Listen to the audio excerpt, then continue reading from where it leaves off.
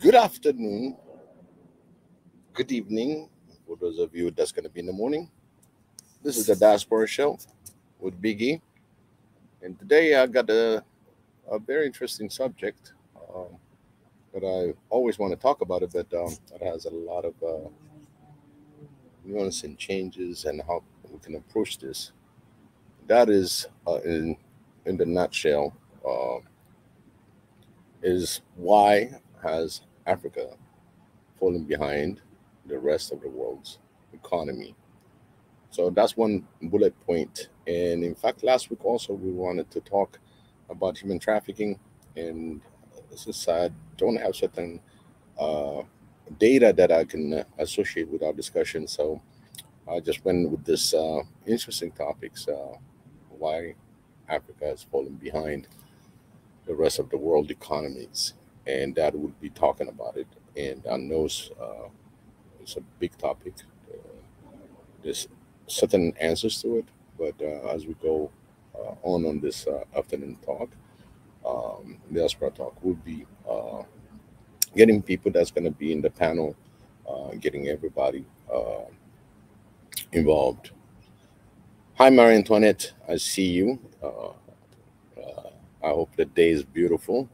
It's kind of sunny around here, but not as much as heat. I mean, it's okay.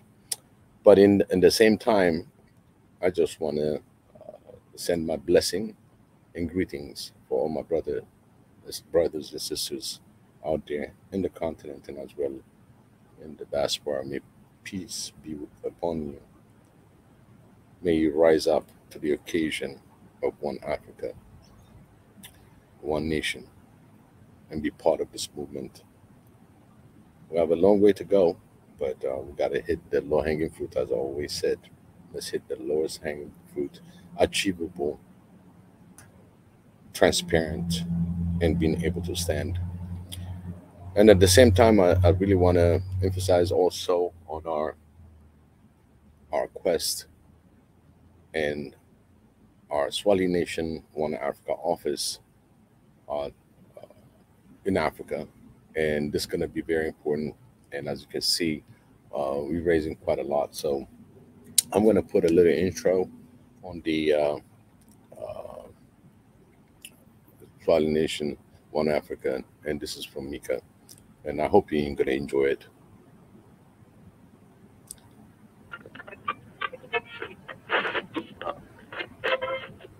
So the lie began from the very beginning of time, right? And I can ask you one question right now. What does history tell us you about Africa? Who discovered Africa? If you write right now on Google who discovered Africa, you find out that is one white man that he came and discovered Africa. And you can ask yourself that how can you discover a place that already exists? How can you discover a place that people already live in that place? It is impossible, but that's what the history tells us.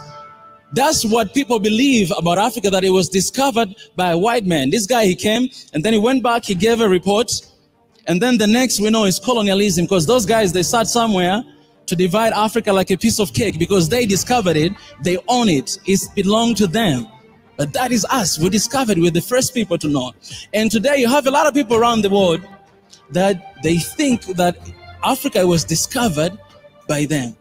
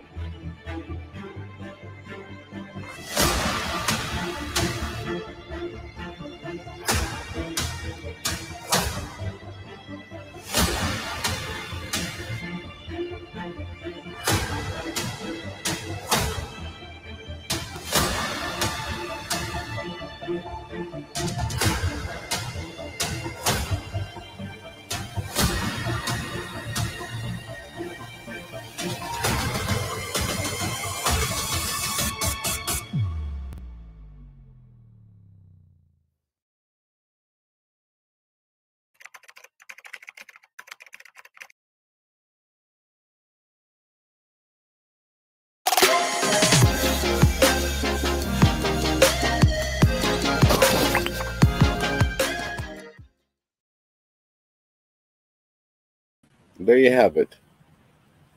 It's it's a lot of work Mika does that he's going to enhance our programs, our platform.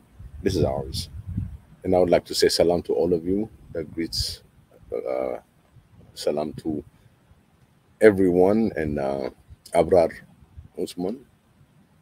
I would say hello from Denver. He's from Denver, and Marie Antoinette, of course, my co-host. I would say always. Thank you for joining us. Um, so anyway, going back to to our funds, um, we have 3,744 euro raised so far. Our goal is 25,000, but as much as we can put in together, as much as we can really help one another, I think uh, every dollar that you're gonna put in, or every euro that you put in this GoFundMe for Swahili Nation One Africa office, it's like putting another dollar for yourself. You'll be represented. You will represent yourself. Trust me, this thing is gonna be bigger than ever imagined. There's a lot of things that we're planning behind the scenes, and we're trying to make it happen. And it's very important that we all understand that we have one mission. It's the unity of all nations of the continent, on Africa. We have a long way to go because there's several other topics that we can talk about. And at the same time, once we get this office, it will help us to be more organized, bring people in, and really work face to face and getting to the nitty gritty things that we can achieve together. That's the environment office. I know COVID-19 came in, everybody's working remote, everybody's trying to do face to face, use different um, WebEx and other different means like StreamYard to communicate. But it's not good enough. When it comes for this case, as big as unifying all nation to be one Africa, it takes a lot more than just a StreamYard. I believe that the fact having the people to discuss things face to face, handshakes, body move, everything works. And the only way we can bring them in and debate it, argue it, is in one office, in one conference room. Each subject, it can be technology, it can be science, it can be education, it can be the resources, name it. We will have people that are experts to give us guidance. When I say experts, it's not something that's been labeled by the media, but somebody that really is African, working for Africa and making a better Africa. And you'll see these people coming in to do something about it. So we're vesting our time also when we meet. People are going to be traveling left and right. We try to establish this One Africa, Swahili Nation One Africa office throughout the 55 states. But this is the first one, and we want to make it good. And anything else, we can replicate it throughout Africa, throughout the diaspora world. Then we have a centralized communication. It takes a lot of work. We can pay you trillions and trillions of dollars. Still, the volunteers that comes with all the expertise, that saves a lot of the headaches, a lot of the money that we need to invest in, because Africa always had a shorthand when it comes to finance. They don't want to finance it, even though they know how rich the continent is. They just don't want you to excel in certain areas. So this is something that I'm going to be talking about, and trying to um, put my two senses in as well. I've seen a few other reports that comes in when it comes to the African economic development. One, we know that for sure we need money. That's for sure. And if we really concentrate on what kind of money that we need for the things that we need, it can be financed within the continent. Within the continent. And there are people out there that are willing to put their experiences and expertise on each domain that I'm going to be talking about in the next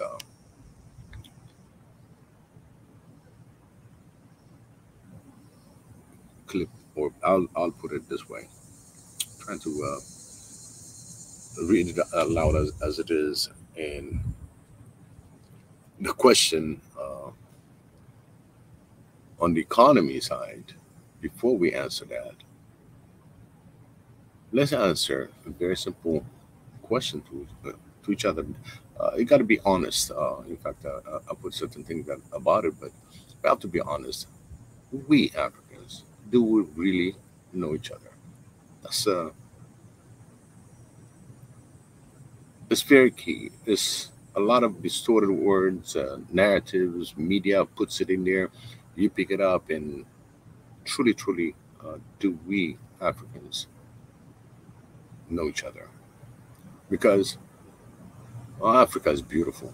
We have a beautiful and resourceful country, and geographically, it's not conducive to large, cohesive settlement. We know that. You could you could have people who have lived a few miles away from each other and not even knowing uh, who they are, not having even a contact. And we're not talking about a month or so. No, for centuries. Because of one of the things is mobility. You know, you don't have a straight highway that's going to go from this point to the other point. If we did, then the people that built the highway already bridged the gaps and introduced this new other nation that had never been able to go and see. So mobility is very important. We have issues with mobility, and everybody knows that. There are places in Africa that no man went. We're still trying to see where we can see different places. But again, once you find out that there's not much writings, there's not much uh, information. They just take the main hub or the city or a village that's nearby and take it as a whole. But there's a lot of things we need to find out in Africa. So, do we really know each other? For that question, you have to be honest enough to answer that question, because you will know about in general about Ethiopia. You're going to know about Kenya. You know, these are the colonial frontiers that you might know in general and this and that, but specific within your own nation, within your own country. How many of them do you know really within your uh, uh, region and the next region? How much do you know about those people? So that means we still need to get to know each other. And one of the things about this channel in the Diaspora Talk or throughout the week is to get to know each other. That's why we talk about different variety of subject and topics that people really suggest, and start discussing about them because they seems to be important and they seems to be very informative. And there are people that comes in and give their points and the opinions, and that's how we get to know each other. Because when this platform got created, you know, before that, I don't know about Mika, but I get to know him. I get to really work with him. Marie Antoinette, Chrissy, uh, Dr. Ebenezer, uh, Dr. Sadekan, Pastor Israel, Professor Israel. All these people just came in because we got a common goals. We have a common understanding on where we want to be within Africa, where Africa is going to go, and how we can help. And that created a discussion, and it became a wave of discussion. And solidly, we have 7 days coverage on different topics. That's a kudo for all the hosts. I really appreciate my co-hosts and people that really participate in this panel discussion, and as well those that comment in the comment section. It's it's really family. It's just very overwhelming. Even to thank you is not good enough for me.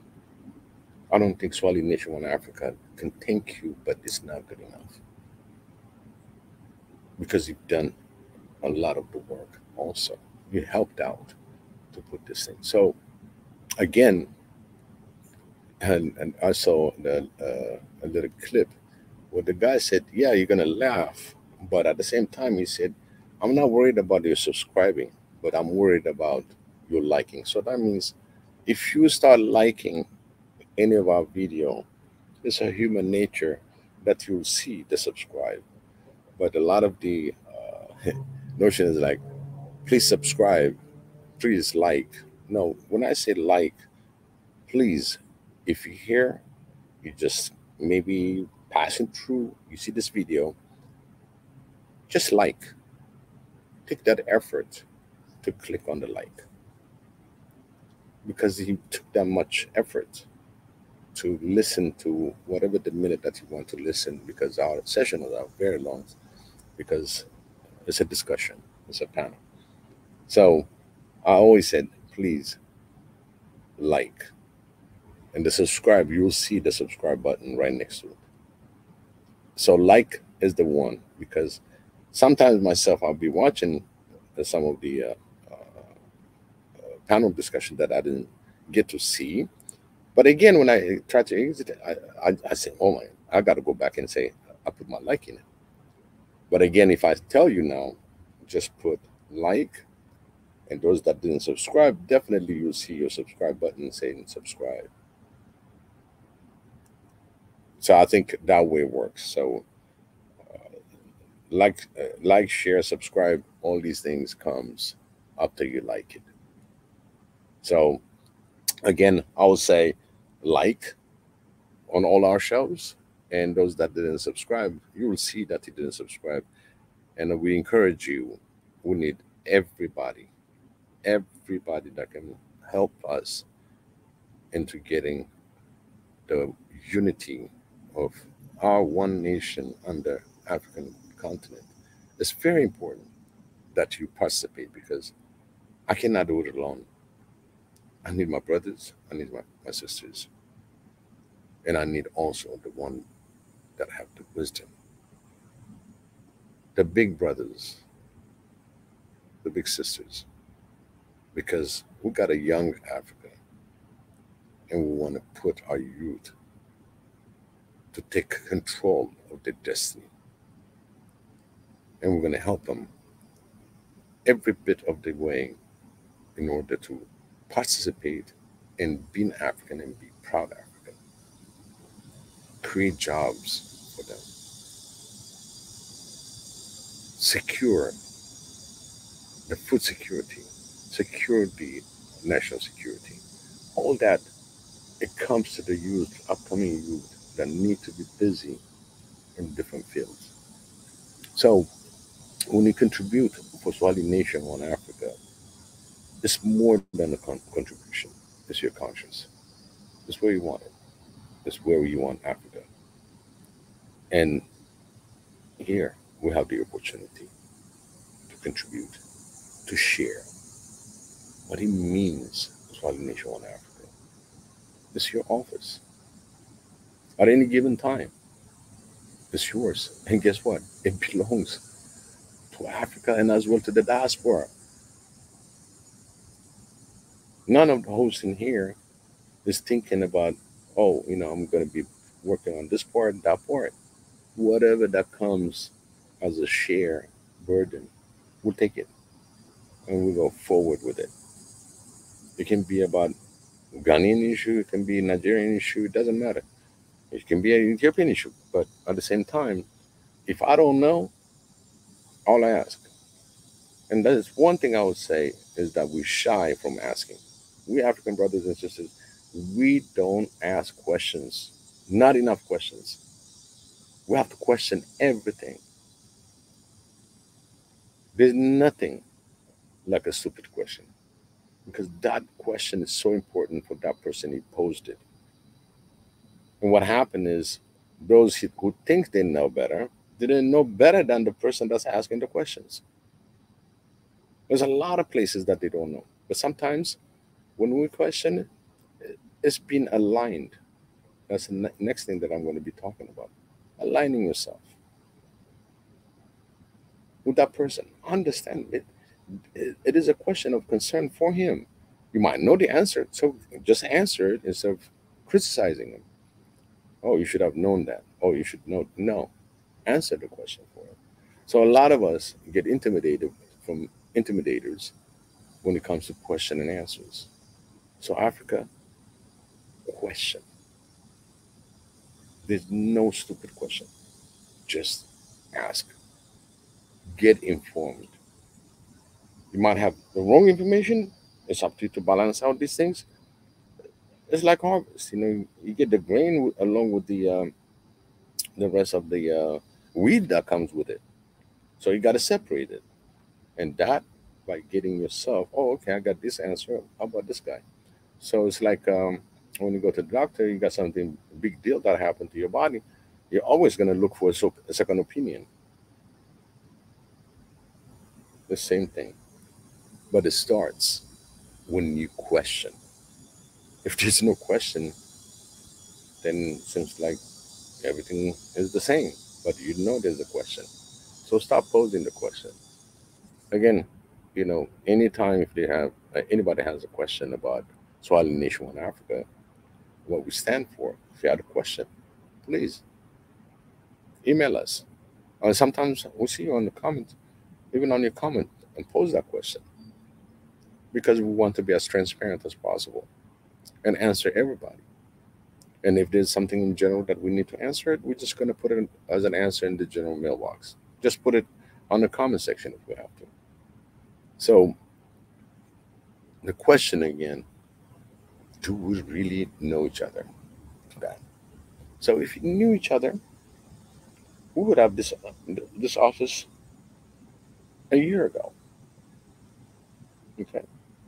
But we get to know each other right now.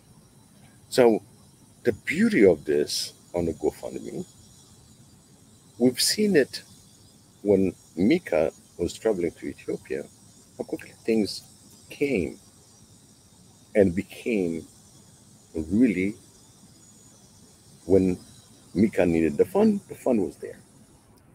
But this one is taking a lot longer. Maybe it's the economy, maybe there's a lot of things that's going on in the world as we speak that people really not really focused on certain things. They want to do it today. I've spoken to a lot of people personally, and every time, I forgot I was gonna put that. I just, what I start doing, I start walking with the little text ready to go with the GoFundMe link, and I say, oh, you gotta know, it's just a matter of click, and it's done. In fact, we did it live as an example how quick you can get this thing set. It doesn't mean that people don't know about it, but it's just taking time. If you believe in it, if you believe in the movement, it's only a few clicks away. Just take some time.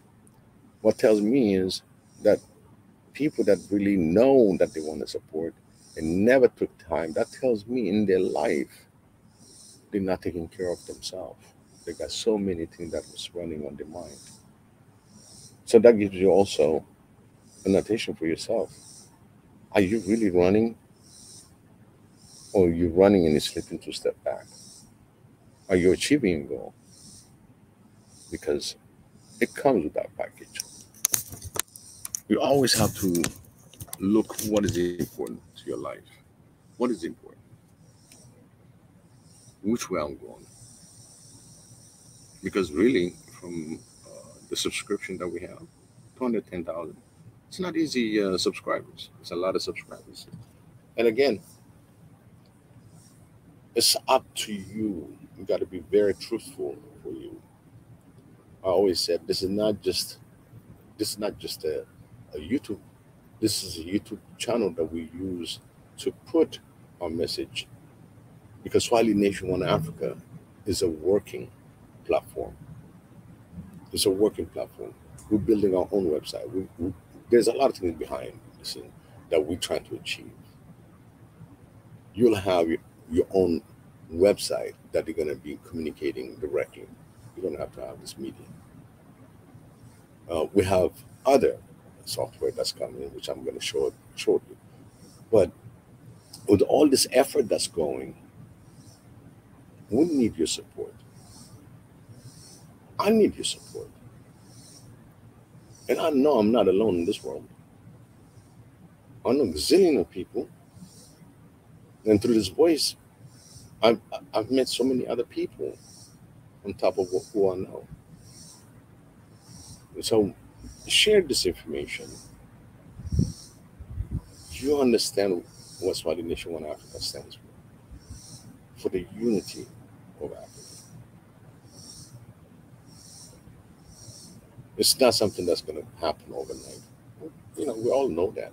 But if we take the burden from Africa, things that we can make a relief, like the hunger, like the famine, the technology that she needs. If we just give a relief on that, we have 50 states that signed the trade agreement. Seeing it work itself, they can have the trade agreement, but who's going to be trading is the people. So the people have to take a share of it. They have to take that as their own, to be connected on these trade routes, trades ideas. That's why I come in. That's why I was saying the topic for today. So we have to rethink, revise on where each individual, each African stands. What can you do for Africa? And I know you're posing this question because you want to do something for Africa. But you have to be very honest to yourself. You don't have to take a mountain of things, but the very small things, very small. That is commitment. So we Africans lack commitment for our nations. We need to commit ourselves. What can you do for your continent? You represent a nation within the continent. That means if you're going to go continental, that means you really start taking care of within your own nation. If each of us work systematically within the nation and help out and iron out our problems, that same problem exists on another nation. So if it works, let's say, in Sudan,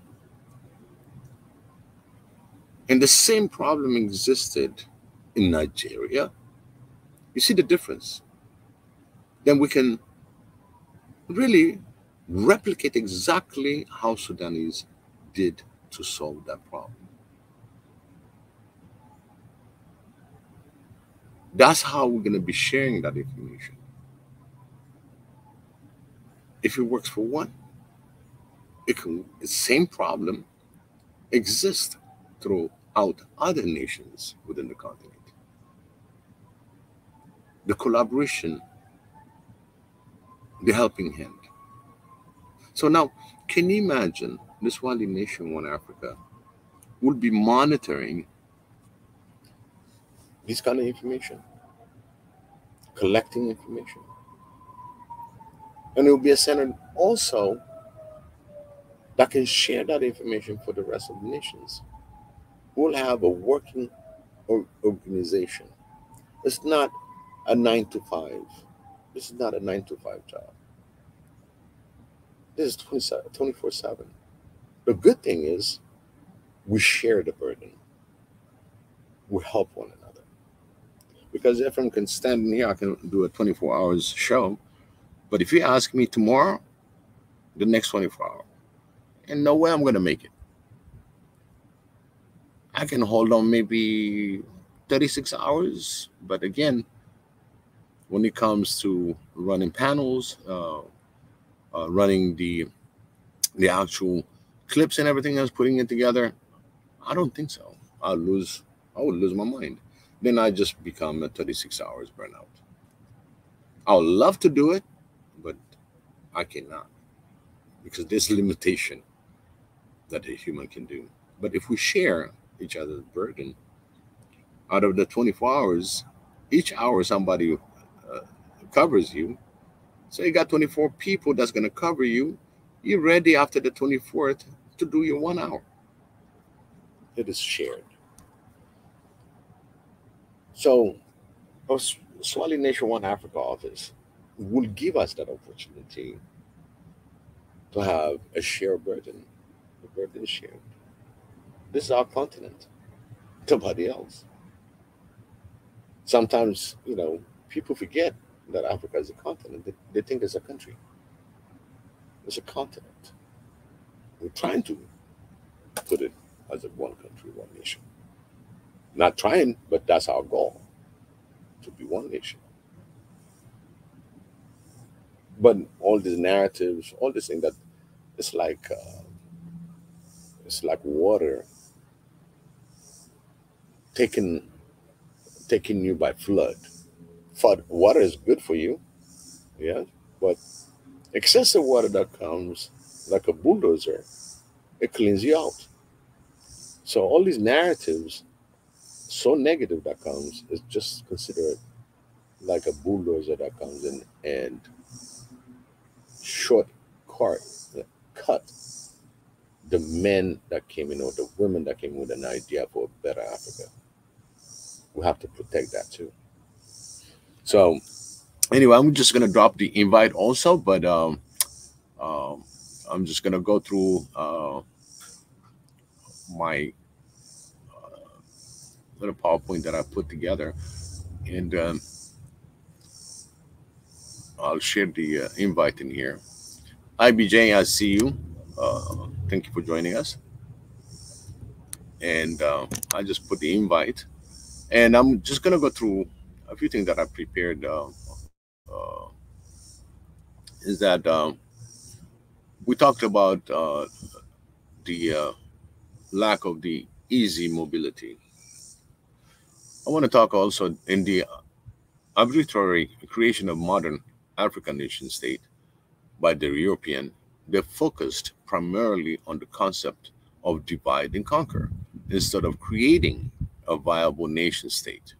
It was like putting poison in honey, with the repercussion still going on until today.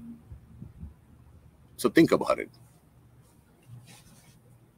If the European, even if the Europe or the West think that way, with all the advanced technologies, science, and everything else,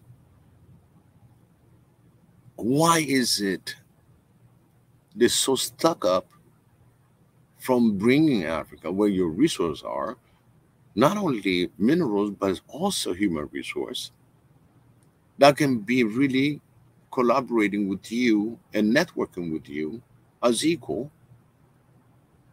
and let everybody be happy about it? Because that continent is huge.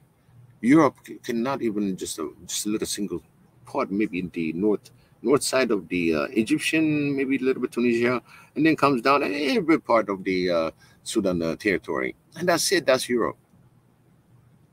But you got this continent, you're always constantly bamboozling it and not helping it. You could have made a lot more money if you really collaborated and help out the whole Africa to come in the science, technology side, everything that needs to be done, because replication is very easy. But it's evil. It's the evil mind. I'm just going to keep them that way. They're still having the invisible slave master, unfortunately. We need to really be honest on what we're experiencing and be honest on what we do. What is your intention in this world? You got to be honest. So,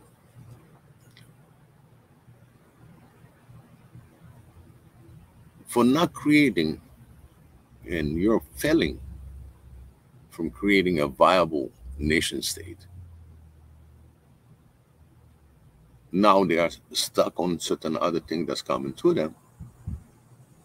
And when it comes to certain collaboration, they ask why they're not collaborating. Because if you don't make it a viable nation, you just use for your internal political gain and just resource based, you might as well bring the whole Europe and try to run the whole Africa. You might as well do that. But you'll be running thin from people that you can run it. And they're not the original one. So the original one are still living in the continent. So I'm going to take it on another notch, uh, where I look at it from saying certain solution. Just this is my opinion. I said pick a nation, any nation within Africa, not a nation that you know, not the nation that you're coming from. No, pick another nation. Maybe it can be, if you're Ethiopian, take Eritrea, or if you're Eritrean, take Sudanese, or if you're Ethiopian, take Somalia.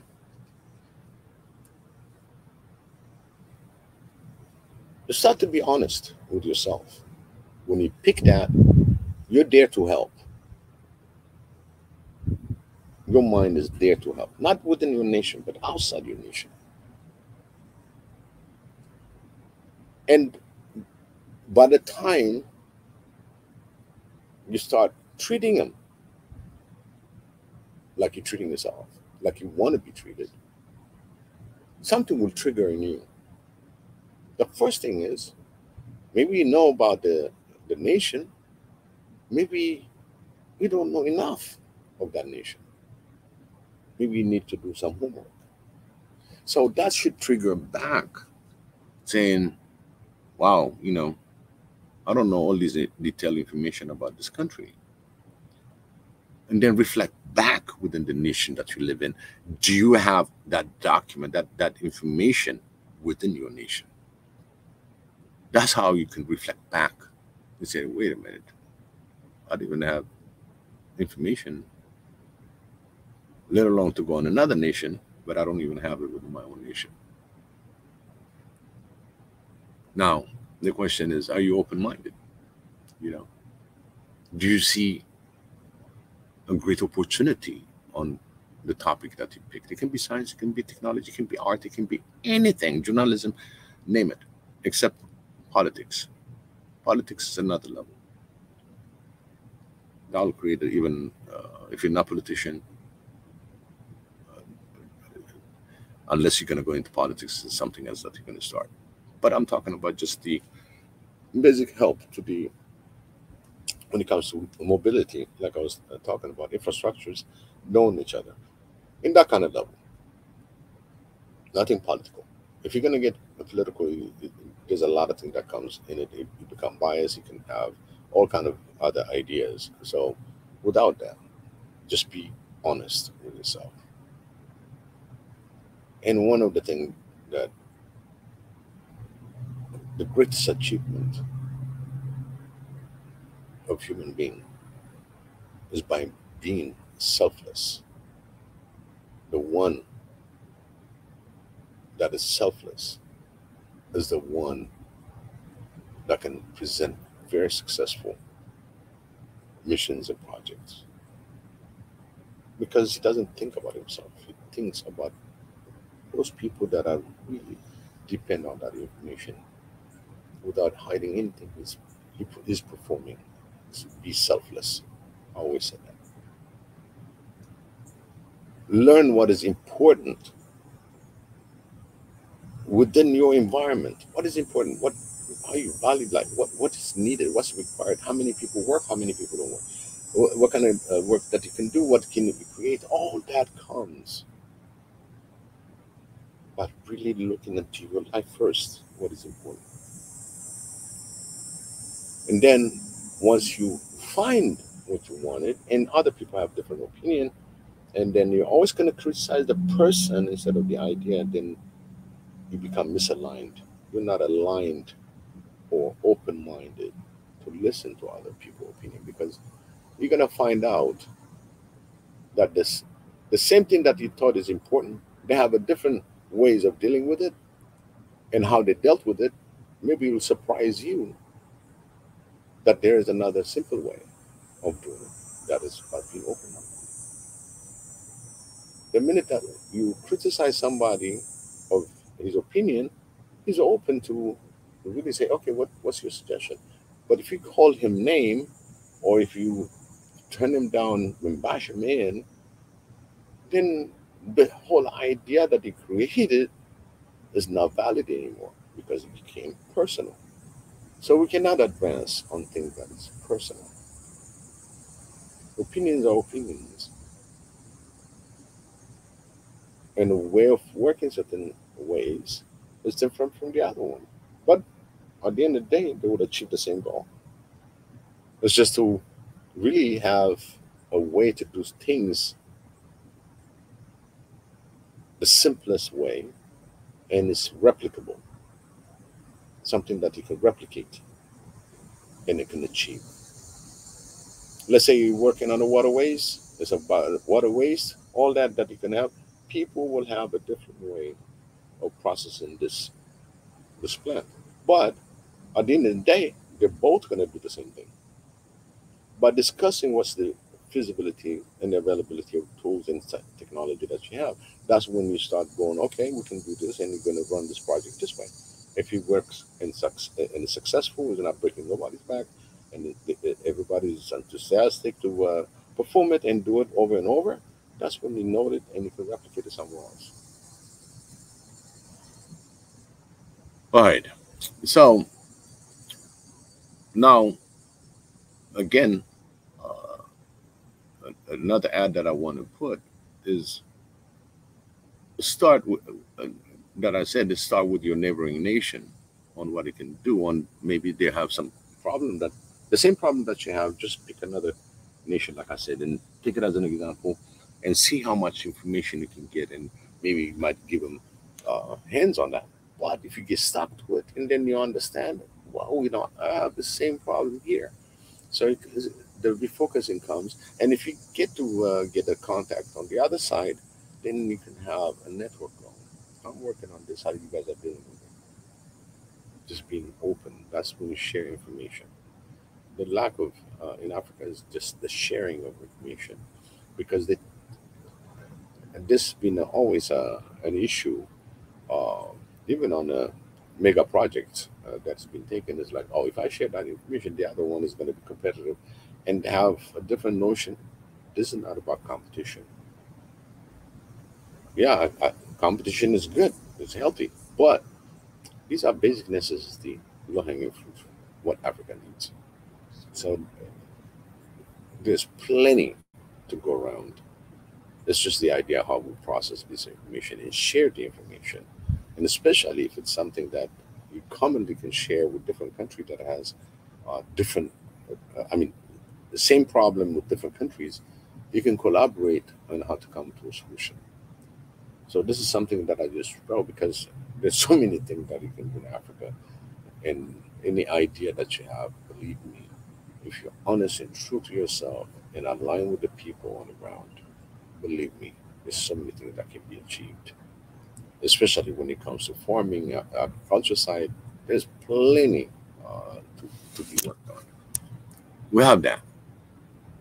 So the next topic that I will go also will be the technology, where we talked about the information system, sharing that information, share knowledge. So now my next topic that is tied into that, from not knowing each other, all these things that we need to do to come together. Okay, Swahili Nation One Africa office will give us that opportunity. We'll have the expert to meet. It can be anyone, but at least we'll have Swahili Nation One Africa office that can really make that happen when it comes to a common concern of Africa, the whole continent. We have a place. That's why I circle back what is important and how important that is. I really appreciate everybody that's joining us and listening to the Diaspora Talk with Biggie. And I'm just gonna get you a little bit, a little entertainment. I always believed about Mika's and Godspeed music. So let me put it on without any delay. Just give me a second for that. And just a little break. And you guys enjoy that.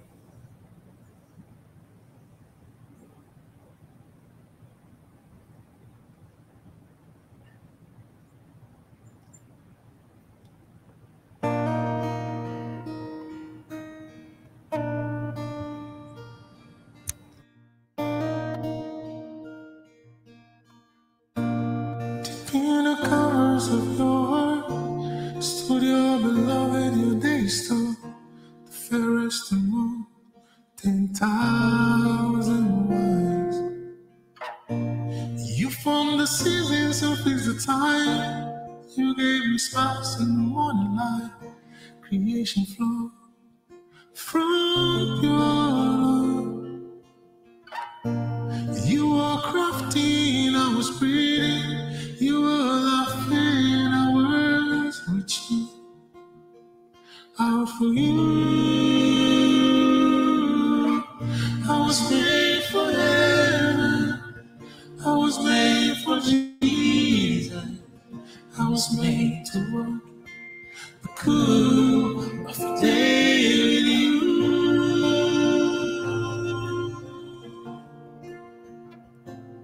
With you.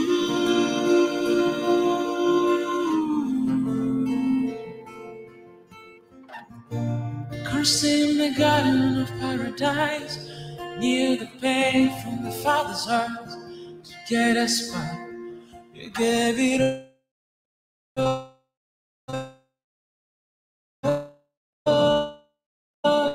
Building us for the cross that we deserve.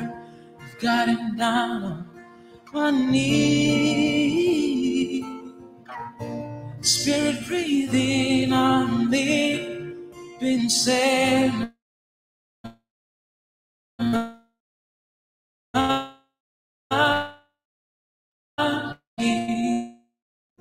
But I was made for heaven.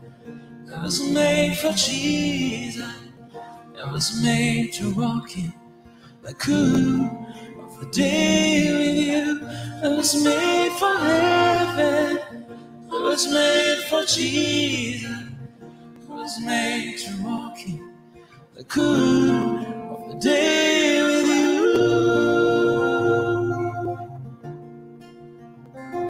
With you.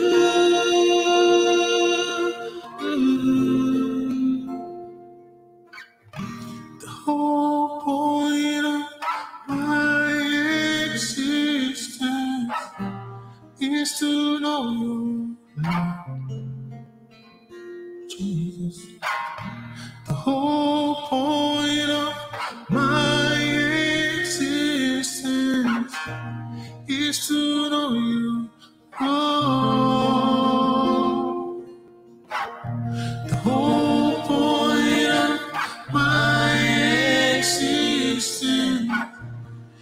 stood on your mind.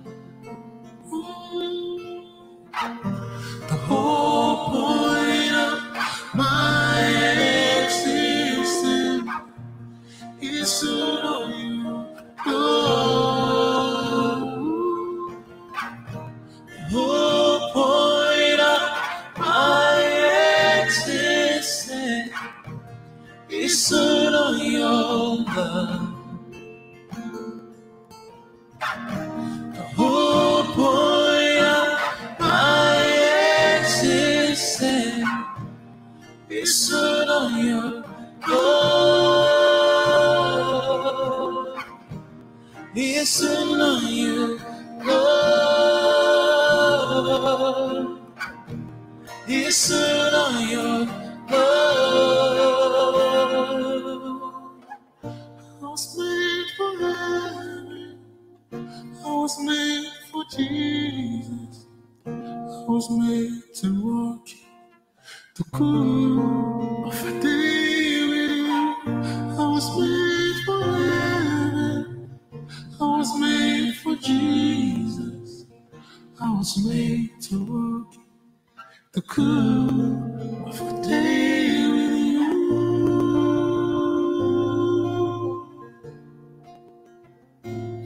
With you.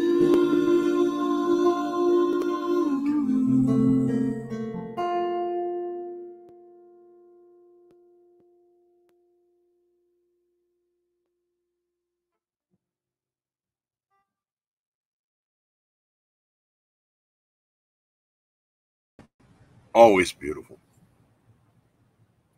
I hope everybody enjoyed. And for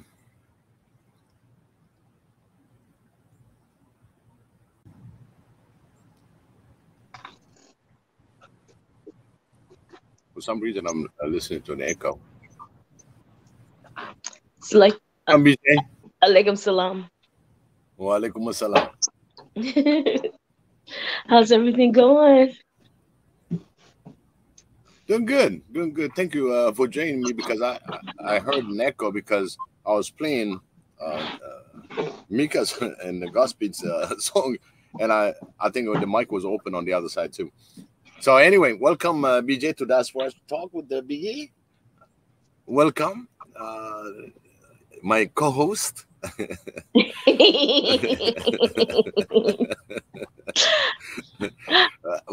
And I didn't see Sam yet. Probably going to carry on about the yesterday conversation. Where's Sam at? I didn't see Sam yet. No, he's going to join. Yeah, we're going to have to hold him to that. Absolutely, absolutely. We're going to have the live, everybody's showing live, and let's see when he comes in. I see Jonathan's still there on the comment section. By the way, Jonathan, thank you so much for yesterday cooking class that you've been given. And you guys should see the recap yesterday. There's a clip where Jonathan cooked live on the panel. So, what did he cook? I missed the best part. Cooked. Oh yeah, because I think he came in after that. So I think that's when you missed that part. But he was from cutting onion all the way cutting the meat and cookout. I mean, he did the whole 9 yards. And oh man, until the first bite, we heard the meeting. and he's like, "Cut! I gotta finish this." Yeah, cut! I gotta eat. I know it's gonna be challenging for him coming in now. You know, and he commented in here. You know, I hate moving. As the mess in the background yesterday. You see? Oh, so, yeah, moving is not so bad. It's unpacking everything that's the nightmare. Absolutely. But he did a good. I mean, it was great. A great, well lit. You can see what he did, and he commented on what he was doing. It was a great Friday. See, now you got the cooking session. Yep. You got the comedy. You got the music sessions. I There you mean, go. SSN is growing. Oh, definitely, we're growing. Oh, definitely. I think the cooking part is one thing that Pastor Israel is going to be watching. Yeah. I don't know if you recall, Monday he said he want to keep Pastor Israel wide awake. He's got to talk about food. And that does So, it every time, especially and with some good food. absolutely, and it was right on his show, so it was great.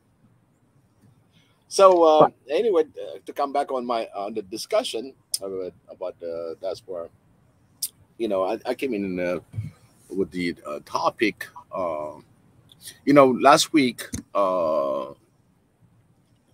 were going to explore the human trafficking, and Ooh. and I, I researched certain things, but again, I traveled during the week, and I tried to put material put together, but it's just the material that I found was kind of broad. There's no basically we understand what human trafficking is, and so I just let it slide this week. But again, one of the things that I was searching on is about the Africa uh, is why has Africa fallen behind the rest of the world economy, and I start talking about this position where we stand and what we need to go forward. So one of the things is we should consider now to invest in science and technology. Okay, Yes. this was my other one. How science creates wealth and what Africa must do to achieve this new liberation using its untapped natural wealth, right?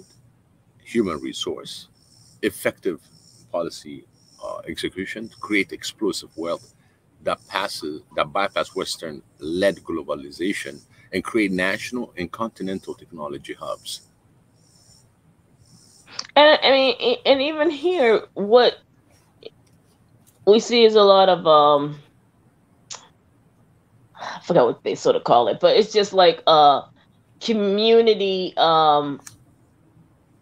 workstation, so to speak. So there's a building that has computers, desktops, open spaces, so people collaborate and start to build on things. Uh, that way, sort of eliminates the need for capital. I got to get a building. I got to get furniture. I got to get all these things before I can get even started. So it's sort of to help, innovators jumpstart, whatever project they have in mind. And on the flip side, they're collaborating with other people, or coming together with other people to talk about their ideas. And then it just, because again, if you look at the great inventors of the past, they were probably doing the same thing. You just don't see it in a history book. I mean, like, they totally written women completely out of any technological any type of development in the last 700 years. Mm. We didn't do none. Yeah. And that's done for a reason. We are so locked into, we have to have every duck in a row before we could take a first move, and everybody else, they just take the move and learn from whatever barriers and mistakes or whatever, or setbacks that comes in front of them, and they keep moving.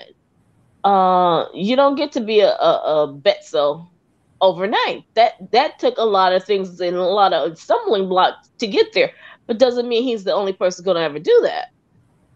Hmm. So, like, a community hub will probably be a huge help, because that way, especially if it's attached to, like, the university, because they can use, like, the university servers, or they can set something up on that end, so they have those resources there. And if it's Right. not on a university, but near a university. Exactly. At the same time, also you can interconnect once you are who you call yourself you are, right? So I'm going back to the Swati Nation One Africa office. Yep. Now, this is not a YouTube platform. The platform we're using is for communication, but the actual work behind it that's still ongoing in that building. So from that building itself, okay, you can interconnect all the university because as a Yep. foundation, you need resources. For your Right. resources, we have an office. From the office, you can share that wealth of information. And like you said, people will come in and have that face to face work to be done. It can be every 15 days, whatever that might entail when it comes to the organization of specific, let's say, the technology department, okay, the science department, the agricultural department. There's so many that is. So that's why I just brought this subject because we're gonna have to start somewhere. Yeah. Yeah. And the thing is, collaborate. It's like we somehow can collaborate when it comes to entertainment and sports and music. Then we can collaborate doing anything. We have to stop limiting our vision to be whatever someone defines it to be. You can only do this. No, you can do anything. Find the need. The need does not have to be, like the biggest mountain, I got to take it down. I mean, I just look at, some of Right. the biggest products that's been on our grocery shelves is like one is OxyClean, another one is Awesome. They started off with small, small, small, small. Then they started doing some information infomercials, and Right. the commercials just started. And people like, well, I use bleach. What is OxyClean? I don't know what that is. And slowly but surely, now what don't have OxyClean in it? Who don't use Awesome? I mean, and again, Awesome was basically found in your little dollar stores, your Family Dollar, whatever. You didn't see that on the grocery shelves because they probably wanted to keep total control of their product, but they wasn't willing to compromise on the product. And because the product was good, people came to it. Word of mouth. I mean, people do not give enough credit to word of mouth. And when you're small, just keeping your product top notch, high quality, it may be a slow, steady climb, but it will climb if you don't get lost in I gotta have it look like this, the packaging gotta be that, and this gotta be that and that. I mean, even to today, Awesome got some bootleg red writing on a little piece of cellophane stuck on a little look like like a little bottle on it. It's nothing fancy smancy. Like, well, why am I dumping all the money on the outside when I need to put it on the inside? People will come to it. People don't need all that stuff. You don't have to have it pretty perfect in a nice, beautiful box with 2 tons of tissue paper to make it look cute. If the stuff is good, people will come to it. But you have to be consistent with what you're putting out there and don't get lost in the weeds. And like you said, the I'll quote something from Kingsley Shidu Moghalu, where he said on his book, he said the secret that lies behind science and the prosperity of a nation is simply but profound idea matter. This is the most Hmm. important secret of the wealth of the industrialized world. In the constant pursuit of the economic and military advantage and superiority which scientific invention and technology confer is an essential component of the worldview that change the reality on the ground.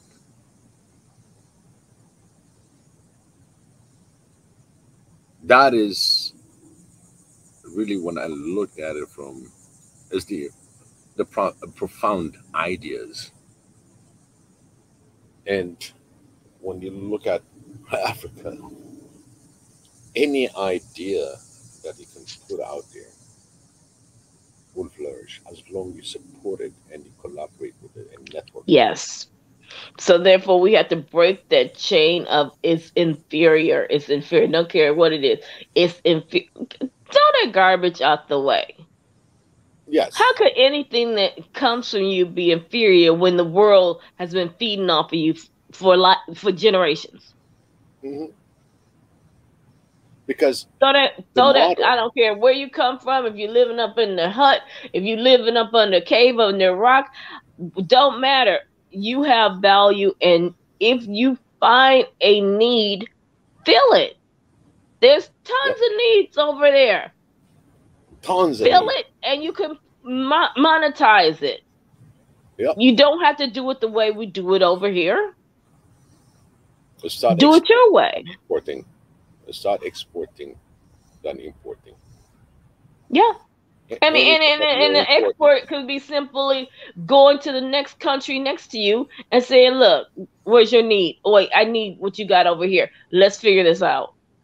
And it doesn't have to come from the heads of state because they are always the last person in line to change a concept or an ideal if they ever really truly do it. But it can start small, neighbor by neighbor, Right. And house that's by house, exactly, block by block. yeah. And you got to get If out of there's your a comfort river zone. between y'all and nobody got no transportation to get over the river, I'm gonna figure out how to build a ferry and tote these people back and forth. Right. Then that ferry becomes something bigger and bigger and bigger, and then you have you know, we don't value how the small dollar can turn into the big dollar. Hmm. They tell us to focus on the big dollar. You can't focus on the big dollar when you ain't got no dollars. You have to start small. Hmm. And that small Dream could big. turn big quicker Yeah. than you think. Yeah. Dream big, but do the groundwork. Because that's the only way you're gonna learn what works and what don't. Oh, anonymous is asking, what is this about? It's why Africa is behind when it comes to global economy. Anonymous, I don't know if you heard me, but that's pretty much the topic. We African, do we? For me, is do we Africans, do we really know each other? That's where I started, because it's not knowing what you have around you. Hmm. Why And has also Africa fallen behind the rest of the world not economy? valuing what you have. Mhm. You have to value what you have. And there's no process in place. I know a good friend of mine that opened up a leadership time management school, how to be productive in timely manner and how to manage your time. There's a whole class that's been given in Ethiopia. This is for on the leadership side of it. Okay, so there are people that have the idea, and this thing's been working for the last what 2 3 years, and having new leaders coming in, learning, graduating, move on to their post to the job that they're looking for, or they have the job, or they enhance their time management. This this friend of mine is out of an idea. He said, "Okay, this is where I know, and I know how to do that." And he shared that information and established a school just for that. So people that have idea now, he showed them the process, how you can get your time management within the management on a high level, okay, and how to be efficient. Yeah. So he showed a process of how to achieve that. There might be a better other people that might do that, but this guy just went with that idea and he laid it out. He laid the foundation, and I have now, students that really are learning out of his curriculum and benefiting from that and referring people. to take those classes because Yes. it's working for them. So we're lacking now. Now we're talking about on the high level management, but we can go down on the lower side where all these youngs that do not have experience, but they graduated from school and they don't have an opportunity either to create jobs or the idea. Uh, they become at one point after you graduate, 6 months down the road, 7 months down the road, it becomes like, gee, everything that I learned is a waste of time because I cannot get a job. So we got to catch those and Yes. a business model, a way really on whatever their business they're in. And it doesn't matter what type of college degree you have, but there's a business sense about that degree, how to apply your knowledge on the current situation in your nation right there. What can I do? That creativity, the business sense of it is not there. It's like when you graduate high school, really until the age maybe when you start having bank, your parents maybe open a bank for you or whatever. Maybe you ended up by working part time. Now you need a bank to deposit your. That's when you start learning about banking system. That should be banking system should be taught really on your fourth grade and fifth grade. Understand how to balance checks, Yeah. understand what's in, what's out, because they will grow with it. Not at later age, and at the same time, with all these other plastics and everything else that comes with it. Now, that student is stranded because now he got to pay all these loans. Okay, it's just that business sense is not there, including in the U.S. You can graduate from any college. Okay, you graduated, you have the opportunity to apply different places, and until somebody picks you up. But there's a lot of people that graduated don't have no jobs because Well, they don't. and the biggest problem with that is that unless you have a dad who's a neophysicist and a mom who does molecular engineering, how do I know what those jobs entail and what jobs feed those jobs? Right. A lot of times we have a lack of knowledge of what, you know we use such broad terms for engineering or computer science or account. There's so many different avenues within each of those categories that people can find their niche in, but people don't know what they are. Hmm. We don't and I mean it's probably done to a certain extent on purpose, but unless you like you were telling us earlier how he was teaching others. I mean, that's the most beautiful and amazing thing on the planet to do, because he had enough vision to say it's not only about me, but it's about those coming behind me. That's how we learn and navigate, because you have that safety net of someone you can like go to when you're like not sure about anything. But we live in such an individualistic society. You'd say, well, you got your degree, you should be able to figure all this out on your own. But no, sometimes you need someone else to sort of navigate you every once in a while to make sure you're on the right path. Hmm. And so it's so critical for us to, talk to each other, say, what do you want? You talk to young kids in school, I want to be a policeman, I want to be a lawyer, I want to be a doctor, because those are things they understand. How many of them saying, I want to be a neurophysicist? And if they And do, how do you navigate that? how you go about it, how you Unless look at it. you're being exposed to it. Hmm. So I'm bound to good afternoon, good night, and good morning. We take that as right now for us is in the afternoon on the east coast of U.S., but at the same time is evening in East Africa. To be exact, I think it's 10:32. But again, coming back into our discussion, BJ, is that I think the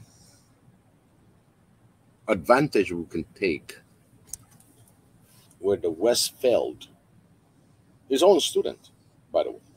Okay, even though there's education, all that, you just put it, they got degrees and everything else.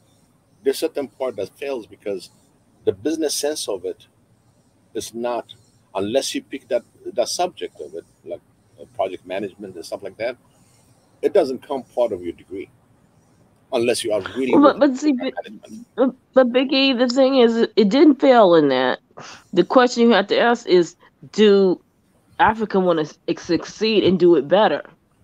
Because they Right. don't, That's they want, because they only want a key component of people to have that businesses so that they can market it and make money.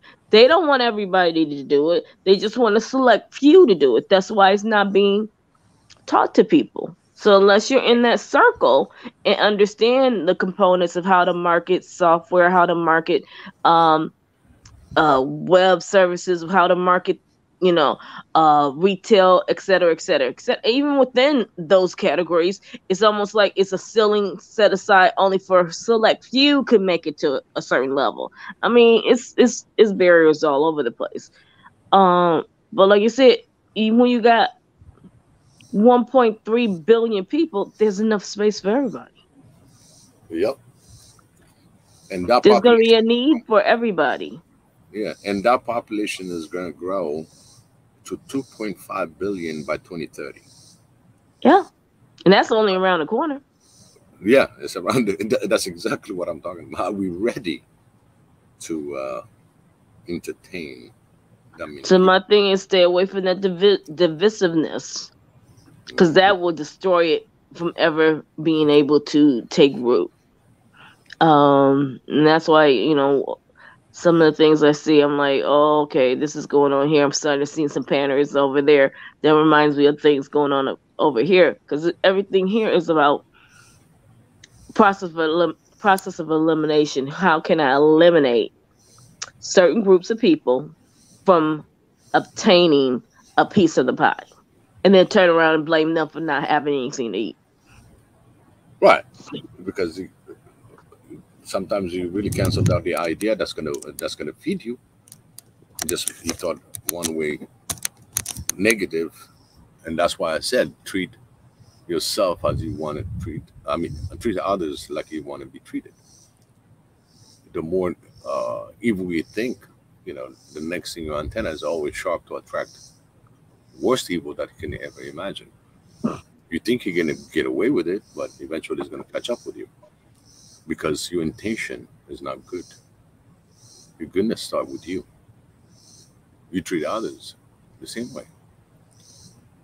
Open your And it's mind, not hard. get opportunity. Yeah. It's not hard to do. Mm-mm. But if you have a lot of times in your hand, believe me, the devil work is easy to achieve because it got a lot of times. But if you're really running out of time on everything that you plan for the goodness of others and to help and be selfless, the time runs out. You don't even have to think about those kind of thinking because you always want to progress. You want something different, new, improve. Because any subject you take, there's always room for improvement. Yes. So if you, that's what I initially said. Just sit down. Let's say you're in Ethiopia, and let's say you work in the water waste management, and then check in to a different country in a neighboring country and how they do things. Yeah. And if you learn something, then you can bring it in to your country. And the only way you can do that now is by connections. You connect yourself with the other side. Because it You means if I say you my share. problems is your problems and your problems are mine, and we need to sit down and solve them. Exactly. Because at Stop one point looking. also, they probably both stuck on the same common ground. They have the idea, but they need somebody else.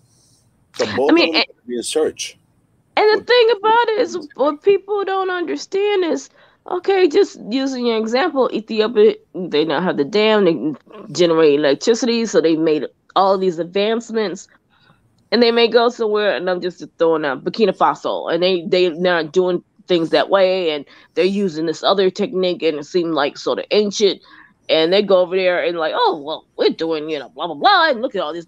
They may go over there and find that the way Burkina Faso is doing things may spark another ideal for them and take them to a whole nother level. We have to get out of this mindset that everything that's shiny and pretty is the way to go.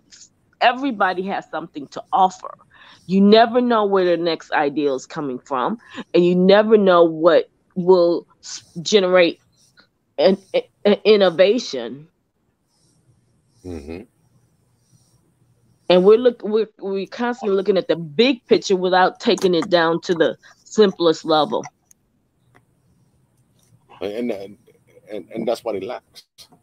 You know, is by finding you got the same line of duty and check on your neighbor. Maybe it's the same, it's stuck the same way, but you can really have the shared information and obtain it from somebody else also within the globe. You can find out the information. Okay, Oh yeah. the information Yeah. technology is global. I mean, you can click and click, and you end up by finding somebody about it. But the only thing is, when two mind works together, is better than one. Yes. Then they'll focus. They'll be more focused into that. So this already, when you create this kind of collaboration among the nations, you start on the information technology. What do we lack? We don't have fiber. We don't have this. We don't. There are different youth that already graduated on those fields, but they don't have that business sense, like I was telling you. But when you start connecting, you know, job is not always paying. Okay, because people when they say, "Oh, job," uh, I got to be paid. You understand? Right. But it's not. The notion of a job is even helping an old lady to carry her bag is a job. Do you get paid for it? No. No. But you get a great thank you. That's the pay. That's the pay you get. But what you did is a great favor helping that old lady carry Yeah. her burden. So the same thing when it comes to really to find out what you're made of with your degree, you're gonna have to do the work. You gotta do the job to find out with whom you're gonna align with. It's not because it's IBM, those brand names, but there are small startup companies out there that are looking exactly to the individual they're looking for is you.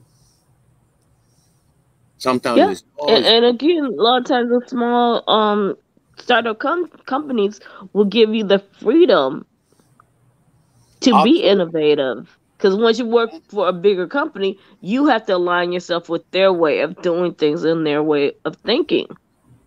right. And if you So you don't only got that understand, one little component of it that you will ever be able to think about or touch.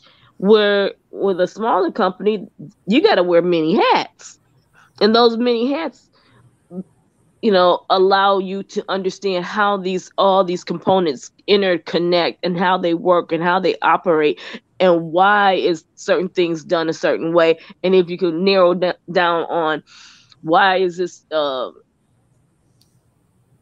motherboard is designed this way, maybe if I redesign the schematics of it and changed it up a little bit, maybe it will move quicker and be able to store even more information in it.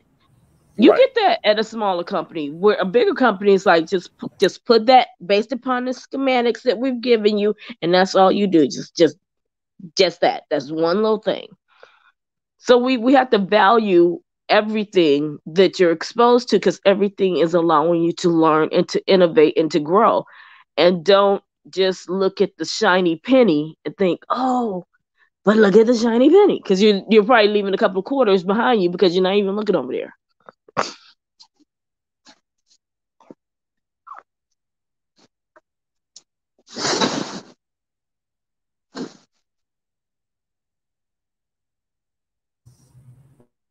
unmute. Yeah, that's exactly what I'm talking about. So, the youth in Africa, when you write out what I advise you before you even graduate, I would say on your third year, I'd say, yeah, third year, that's when you're really inside your core curriculum. So, you start questioning, it's not just the part of your study that you have to achieve, but when you graduate, who who you gonna be? Start talking uh, in relation to the job. Maybe you start dreaming or make a goal that I want to work for a company. First, you do research on your own. What are you capable of doing, and how you're going to be performing, and you'll have a good caliber even if in the startup. Okay, even on the uh, as a junior coming in, look for opportunities that are out there. If you start working on that, at least on the third year, because sometimes people change their their what do you call the Their majors. yeah, they change. You see what I mean? And if there's no change and you still sticking to your ground to graduate with the discipline you chose, look for every opportunity that is possible and available within your nation. And the thing You even gotta on be that is you gotta be going sometimes. out of your comfort zone. Yeah, You see and what I'm then I saying? mean, like sometimes you're not able to get those internships. You might not be able to get those working positions as a student. But maybe you could find a organization that's small that could use your services in some kind of way to get you exposure. Exactly. You know, Go and start meeting those people around around and it could be as simple as the people that you deal with all the time. If you know the person at the local little store and you're taking business classes, well, you know what? I have this software that, at least I could enter all your information in for your inventory, and maybe we could learn how to use a scanner to label all your products, and then that way you know what's in, it don't have to be very complex. and right. and, and hopefully it doesn't have to take a lot of resources, because you got Excel Hmm. and you get a scanner, Hmm. you can barcode anything Right. and And at just the same put it time, in there. Just, you don't right. have to have all this big fancy software. It don't, as a student, you probably don't have this big fancy software, but it could be just pull the onion skin back and go down to the bare basics. Either way, you're still gonna have to use the same little brain cells, the same concept, whether it's using this software or a pen and paper. Yep. The pen and paper, you're gonna have to look every page that way you noted it. While the when it comes to the software, you can just search it right there and you find it a lot quicker to refer to it.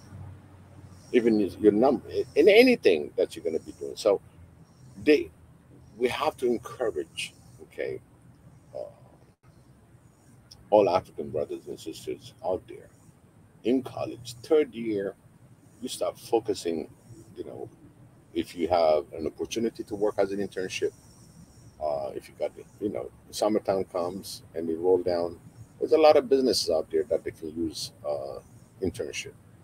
Just to say, hey, you know what, I want to learn about this business, because this is what I'm going to be And doing. don't get discouraged. Do not get discouraged by the Keep asking. no's. Yeah, Eventually, keep somebody asking. will say yes. Yes. It doesn't mean that you're doing anything wrong. It's just they're not ready to open up to a different way or a different approach or a new way of doing things. Hmm. But somebody may be sitting. It's always somebody out there begging for what you have to offer. They just don't know how to reach you. Exactly. because you didn't contact them, they don't know you. So that's where your job starts.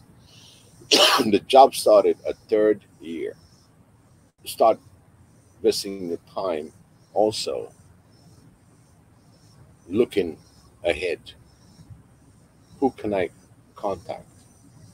Because some of this contact might take some time. Whatever that you do is around the corners here. Yeah. But have you done it? That's your job, doesn't tell. It's there. And even just looking at It's not your America, degree. many people graduate with degrees, and when they go into the workforce, they're not working in jobs related to their degree. So don't get so hung up on what's on that piece of paper. Get hung up on what inspires you and brings you joy, or at least you can tolerate, and go for that. It doesn't have Mm. to have I got a degree in teaching, but I'm not teaching, I'm doing this. Because you can always roll that back in at some point later on, because you have those skills. And Yep. there's all forms of teaching. And it's amazing. In fact, we had this discussion. I gave an example. An engineer that graduated, got a job, but he was driving cab, right? And they got him the job, but every time he get out from the job, he goes in and drive his cab. And the question was, it was not about finance. It's just the habit of this person working Yeah. all day, go to school, Yeah. and do the same job. So Hmm. literally, we took his cab and hide it from him so he can focus more on this new career. And yeah, we took the cab from him and we hide it. And he said, "I'm going to report." We said, "You can report. That's fine, you know, but we're not going to give it to you." you know, he got enough car. You understand? And Oh yeah, eventually, because he got him out of his comfort zone.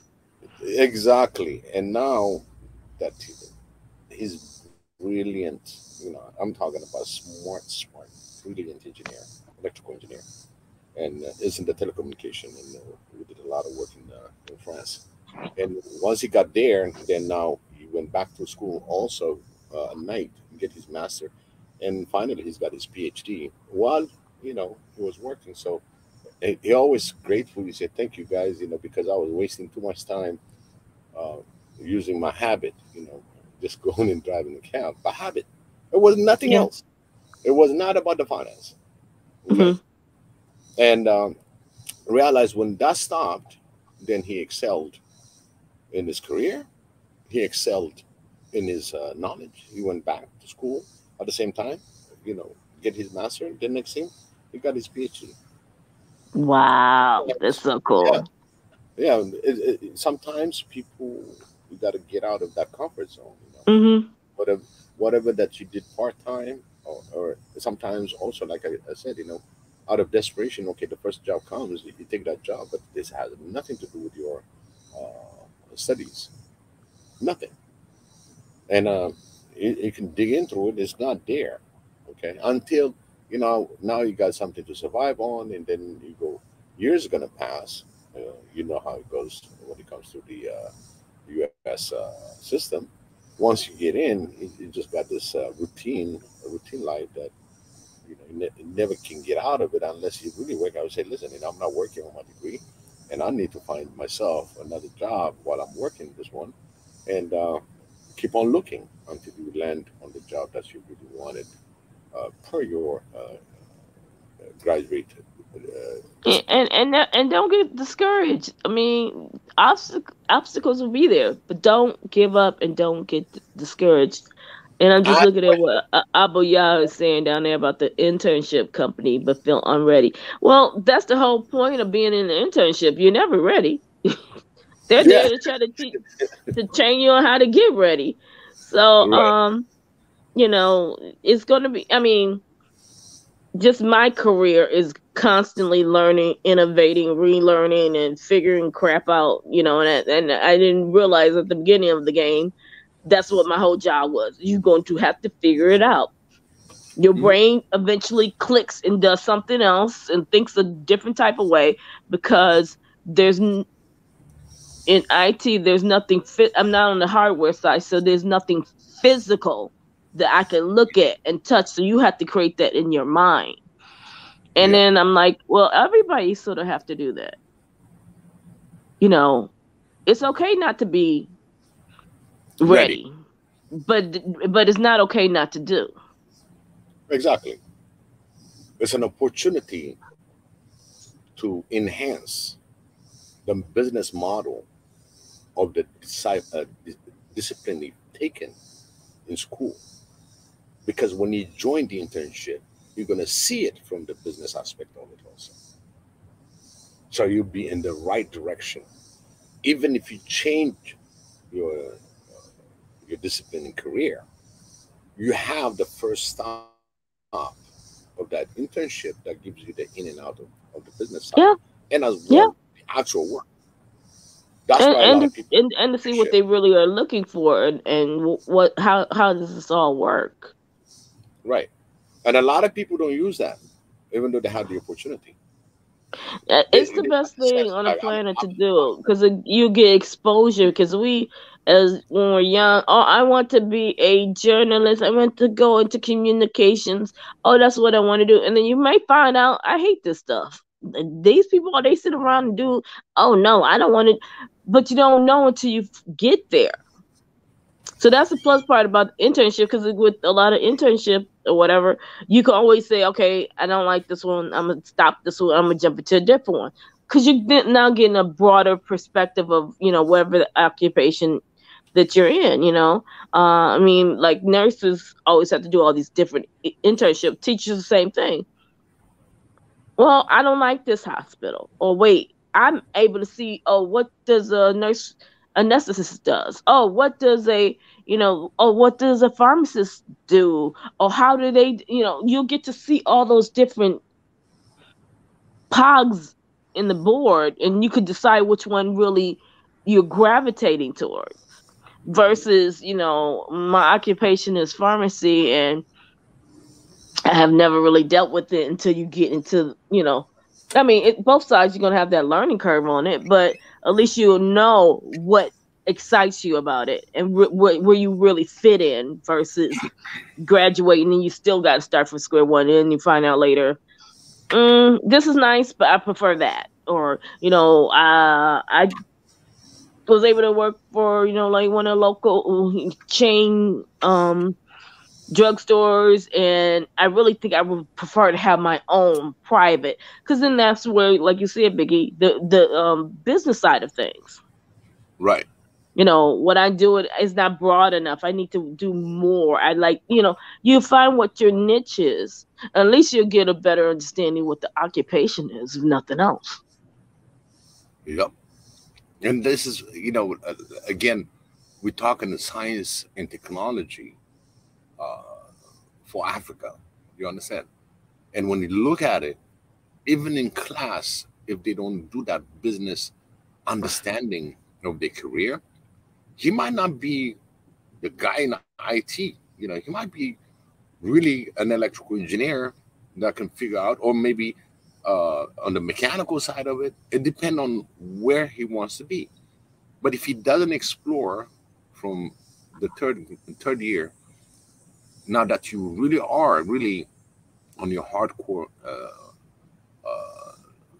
subjects, now it's up to you to go and explore because, like you said, it can be as easy as the convenience store that you have in your neighborhood.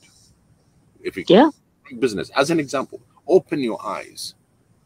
It's like I'm coming into this world with this degree. Okay, like you said, as an example, is business. So your internship can flow through the small kiosk. A small kiosk, you can do Yep. all in a sense of it, Yep. and you got to work with the owner, and you're not charging the owner. because it's a job that needed to be performed for a bigger job. You never know, this guy that has that small kiosk, you might be the guy that's going to be Ray Kroc, where you're Yeah. going to be replicating his kiosk. Very simple.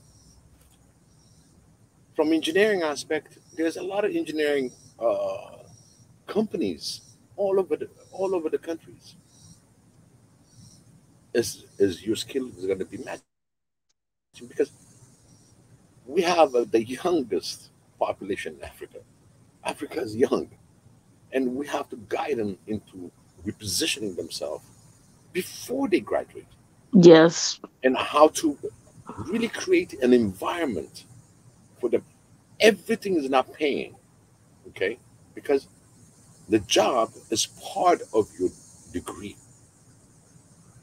You're learning, but you're taking it one more step ahead while you are still in college. Look for the opportunity that might be available that will keep you abreast. And when you do graduate, you look back and say, hey, this degree is not only the college stuff, but I did the work. Now I can Yes. land this job. Yep. You see? So this is the teaching we have to keep on moving the youth on how to get the business sense of their subject they're graduating with. You see? Yeah, cause like a coworker, her dad was a mechanic, and she unfortunately he had passed away when she was young. But she loved going to the shop with him and doing things and doing whatever. Pass me the wrench or Right. whatever, and it really excited her. And I'm talking to her, and I mean she's like got children who graduate from high school, all this kind of stuff. Right. And so I said, why didn't you go into engineering? Hmm. I never thought about that. You see? I'm like, you're on the software side of things. That way that operates is totally different. But engineering, like she's like the mechanical side of things and how it operates and how it functions. I'm like, that's probably was your niche right there. But a Yeah, lot of times actually, she people got both. don't show you or tell you Yeah, unless like it has both. It has it has the electronics. mhm, It has the electrical part of it, right? yeah, Even on the smaller volt, you got mechanical in it, okay, and at the same time you have design in it. yep. It's all you know. In and order to and, get that and within far, all those that you stated, you could focus in on which niche of it that you really want to jump into more ex- than the others. yep. And she had a great opportunity because of her dad that Yeah, exposed her for all these different parts. And I'm yeah, pretty sure she knows how to read her voltage, her current, and everything else. oh yeah, oh yeah, You see what I mean? yeah. So sometimes, these are the things that we got to remind the youth, because I used to work as a mechanic summertime, and I was a trans. I ended up being a transmission specialist for Renault, because I speak French, and a lot of Mhm. the Renault parts are, when they explain how to put it together, uh, was very specific Right. with the angle, especially when it comes to transmission. This is only a 3 gears, 4 gears actually, with the reverse uh, gear.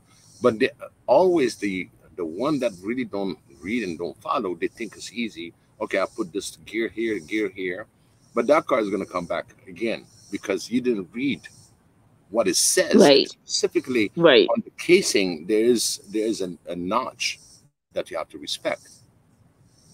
They don't read it. So one day I said, why is it these things are coming back? And I started reading about it. I said, do you guys look at this notch? You ever align your gears to this notch? And everybody said, why should we? I mean, this is the way you work. And because I was young, I was 12 years old, and everybody undermined my Right. input, right? So what happened was, since I know the owner, I said, listen, I don't think these guys are putting this transmission together, and I object to it because it says you have to line it to this, and it says a warning that it's not going to last, especially that specific gear. There's a warning on it. Right. So he said, what did you read? I said, here, go. This is where it says. Here, right here. Read it. And he said, that's French. I cannot read it. That's the problem. I told him, that's the problem. The owner cannot read it. Do you think the other mechanic can read it? No, no, none of them No, no. read it. And then So, they'll look at it. I've been working on cars for 75 years, and my daddy yeah, worked on cars, so oh, I know everything about. oh, they give you the whole run around for all that matter. And then what happened was, I was able, I was given the opportunity, okay, to really install it the way it's supposed to be installed. That car never came back. So the owner of that car has a fleet of cars, the same fleet of cars. And he came back and he said, wow, it's so interesting that that car that I always been in the shop is no more in here, right? Right. Oh, you know what? Uh, Ephraim figured it out. You know, he figured out because he went to French school, so he was reading the manuals and everything else, and he figured it out. That's why he said, from today's on, I don't care where Ephraim is. I want to meet this young man. And he thought I was an adult mechanic, right? And he said, "What do you mean him?" Yeah, even the owner, just very surprised. So imagine the youth now, what they're facing with the ideas. Okay. For me, I just proved myself and I proved the point because they were doing it wrong.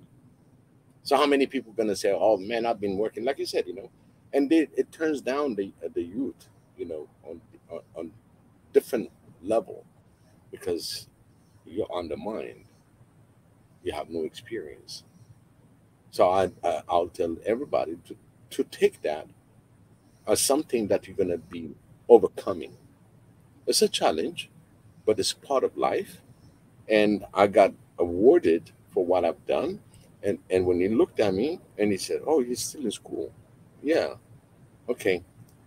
Whenever my cars comes for service, would you mind to take a look at it before they put it back in the casing? I says, "Yes, sir." I'm young too. I didn't understand what is going to come. So I used to have going from coming out from school home, and I already got a message at home that I have a couple of transmission that I need to see. So on my way back to school, I just verify they did the right thing. Basically, I became their supervisor. That I didn't know Wow. at that age. So I said, "Come here. You didn't do this. You got to do this," and I show him. So I couple of transmission, maybe what, not even 5 minutes each time because I know about it. So just that became the quality inspector that I didn't know. You see, they give you the titles. Humans were easy to give. They call me supervisor. They call me the auditor. They call me the qualifier, the specialist. You know what I mean? But for Right. me, the only thing I knew is just one notch, and the rest of them to line them up, and showing them they still make the mistake because they're so stubborn of changing that old habit. Because Knowing, they used to doing things a certain way, and in their head, all the other ones work fine that way. This is supposed to be the same, and we don't. And it's part of like America because we don't necessarily buy into other cultures' way of doing things. So we always think, oh, we must be right. They're doing it wrong. And so just letting that go and say, well, this is just different. It has to be done that way versus this. And it's done this way. And that's okay. It's okay. It's gonna work, and it worked. As long as you're not uh, fixing what is not broken, Yeah. we're good to go. So this is the thing that I want to pass on when it comes, because there's so much into it, because people keep throw this information saying, oh, Africa has to concentrate on the technical aspect of it, on science, on all that. But again, who's going to perform that? I mean, you can throw all you want. There's so many things that Africa needs, but who's going to be heading it? Who's going to be Yeah. helping this youth? It's a year after year, people graduate. Not to mention now that we have COVID and COVIDized everybody, and everything is behind. It Yeah. seems like people lost the senses. They lost before. They even lost what they lost to reinvent it and recreate it. That is normal now to go back to work, to be face to face. Even that is still a question. And I don't think that's So going what to do we ever go want? back to what it was. What do we want to these young Africans, right? These young Africans that have been going through the schooling, 4 years, 5 years, 6 years, 7 years, all the way to doctorate, and not being able to even get a job. We have to look at it. Where do we fail them? We fail them big time, Yeah. because it's the old Because curriculum. they're You your go to future. school, you graduate. They are your future. Exactly. And me as an African, I failed them because I And, think and I that, guess that's the one thing about America. It knows where it's heading. So it's going to force the educational system to align to what it's heading. I mean, we went from an industrial age and manufacturing, and of course, it took a hit when the plants started moving and shutting down. But now we're shifting towards a technological age. I mean, even with Kennedy and with the race for space, they're going to put their resources into making sure that the people are educated and trained to fill the positions that they know need to be filled. And I'm like, right, is Africa doing the same thing? Because I mean, the adults have to know what's needed, what is lacking.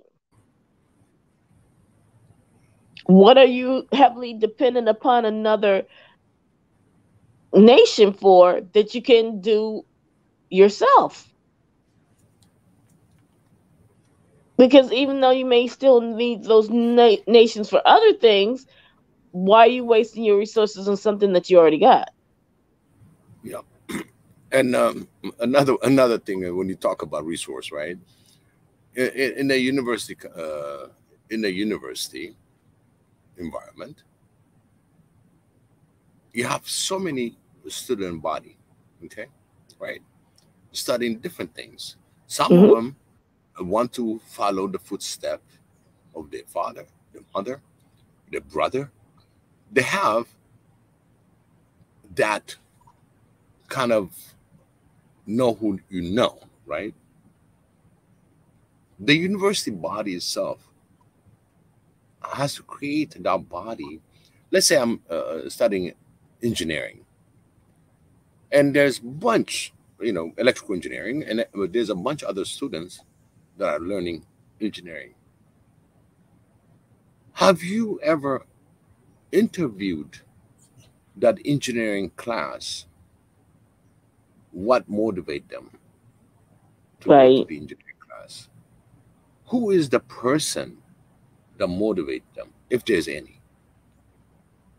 That information, and as you know the world, okay, I mean, is who but you know, right? but the Is who thing you know. is, because we have Zoom, why aren't the engineers who are over here? Zoom in with those students and say, these are the things that we're doing. And of course, I know they can't go and maybe show and view all the, because intellectual property, but they still could bring out books and stuff like that to explain to the students this is what it entails to be an engineer, and these are the things that you can do with your degree. It's not part of the You curriculum. got Zoom everywhere. It's not. It You shouldn't be see, that it's not complicated. part of the curriculum. You see, India has 80,000 engineers that graduate every year from Because America said they are in need of engineers, and India said we're gonna step up and fill those positions. And they flew them yes, over but here like no, no, crazy, no. and they Eh, came in and just, actually, before they fly in here, okay, I work a lot with Indian companies. Before they fly in here, they have this special university business school that they have to attend. yeah, And those that are able to attend and pay the fee are the one that's going to be flying over here. yeah, Or giving them an opportunity, they'll be in a hotel room, they'll pay them per diem, and they're going to be doing. The guy living in New Jersey, but the way I contact him is I call India. right, And basically, it reroutes that because it's eternal, and it comes to New Jersey. When I say, okay, can you give me your cell phone at least if I can, if I have a need? I know it's going to be after hour, but if I need, he goes, oh, you can call me. He gives me some New Jersey number or Virginia number actually, 703, whatever, right? I'm like, I thought you were in India. He said, no, no, no, no, we just came in here. No, no, they don't tell you everything, but again, they're here. yeah, Even though your communication, the company that did the hiring is in India. So what I see is out of 80,000 graduate, I don't see 10,000 to have the job yeah, because they cannot afford the fee to this high-end business schools. So why don't we create our own high-end business schools in Africa? You see, these high-end business schools for whatever the, if it can be IT classes, it can be engineering classes, it can be agriculture, it doesn't matter. Those are specific curriculums to fit. and it's important because the bottom line is you are the developing country that has all the resources. Mhm. You need to lead the direction that that country is supposed to go in. Yep. Because if you don't lead, all these other countries going to write a moneyless check because paper has no real value, and will lead you to where they want to lead you to. Hmm. Their way. Figure it out. I mean, again, think about. I mean, just if you ain't got no frame of reference, refer to the Industrial Revolution in America. Count how many people graduating back then out of a university. That was the richest of the rich and the wealthy of the wealth. And then you had some certain other pockets. The majority of them probably, if you look into their inventions, were not probably developed by any of those people. They may have came in, swooped up, and found the person and say, "Okay, I'm going to buy your patent, or you can work for me and exploit you, whatever." So I only said it to say use what you have and make it work for you to benefit you. Don't put barriers in front of you that are unnecessary. If you got a library, you have to take every engineering book out of it to figure out how to build a car. Get to getting. Hmm. All Because right, at let me. the end, what difference is that from you using a library book versus a university degree? Do both cars work? Yeah. Well, I guess y'all both built a car. Exactly. They even said, you cannot even manufacture a needle, and that's a problem for me. You know, yeah, in places they cannot manufacture needles. Okay, and needles is used worldwide. Why not? Just that point. Do you have the resources? Yes. Is the resource that's been exported from you, and they create this needle? What do you lack to create that needle? I always question that. I don't know. I always have.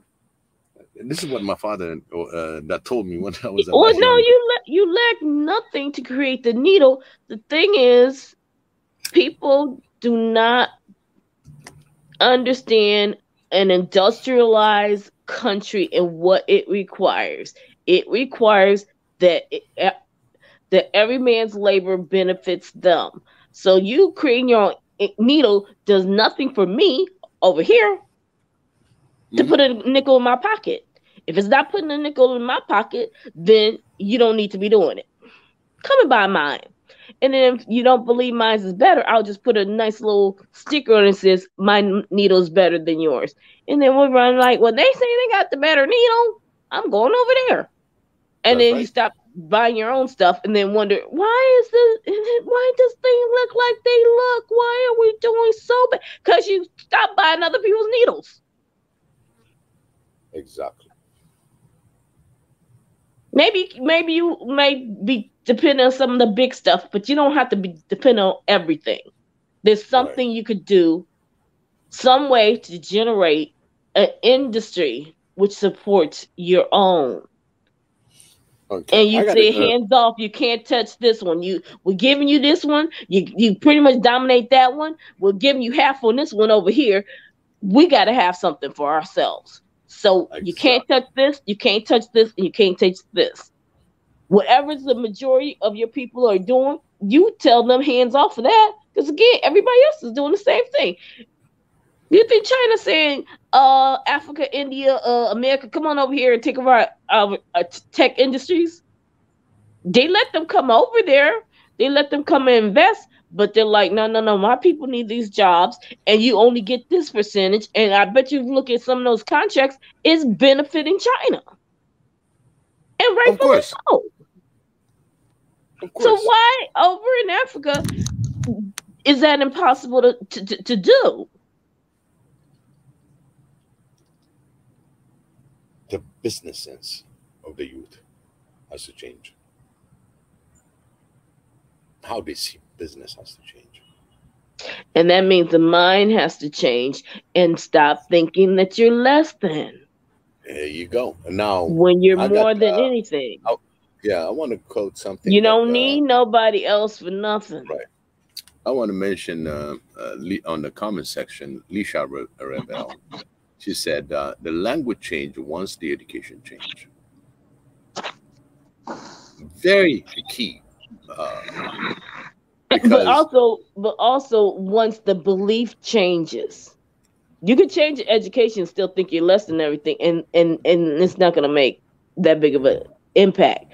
But once you feel that you are more than everything just falls in line, because you know what you accept and what you won't. Mm-hmm. And I'm going to go to what our biggest problem is. We do not want to change our mindset. We're in a codependent,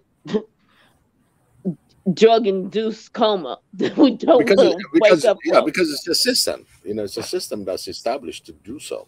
You're just going to take few, and I mean the unemployment, the unemployment in Africa versus on the population that we have in Europe.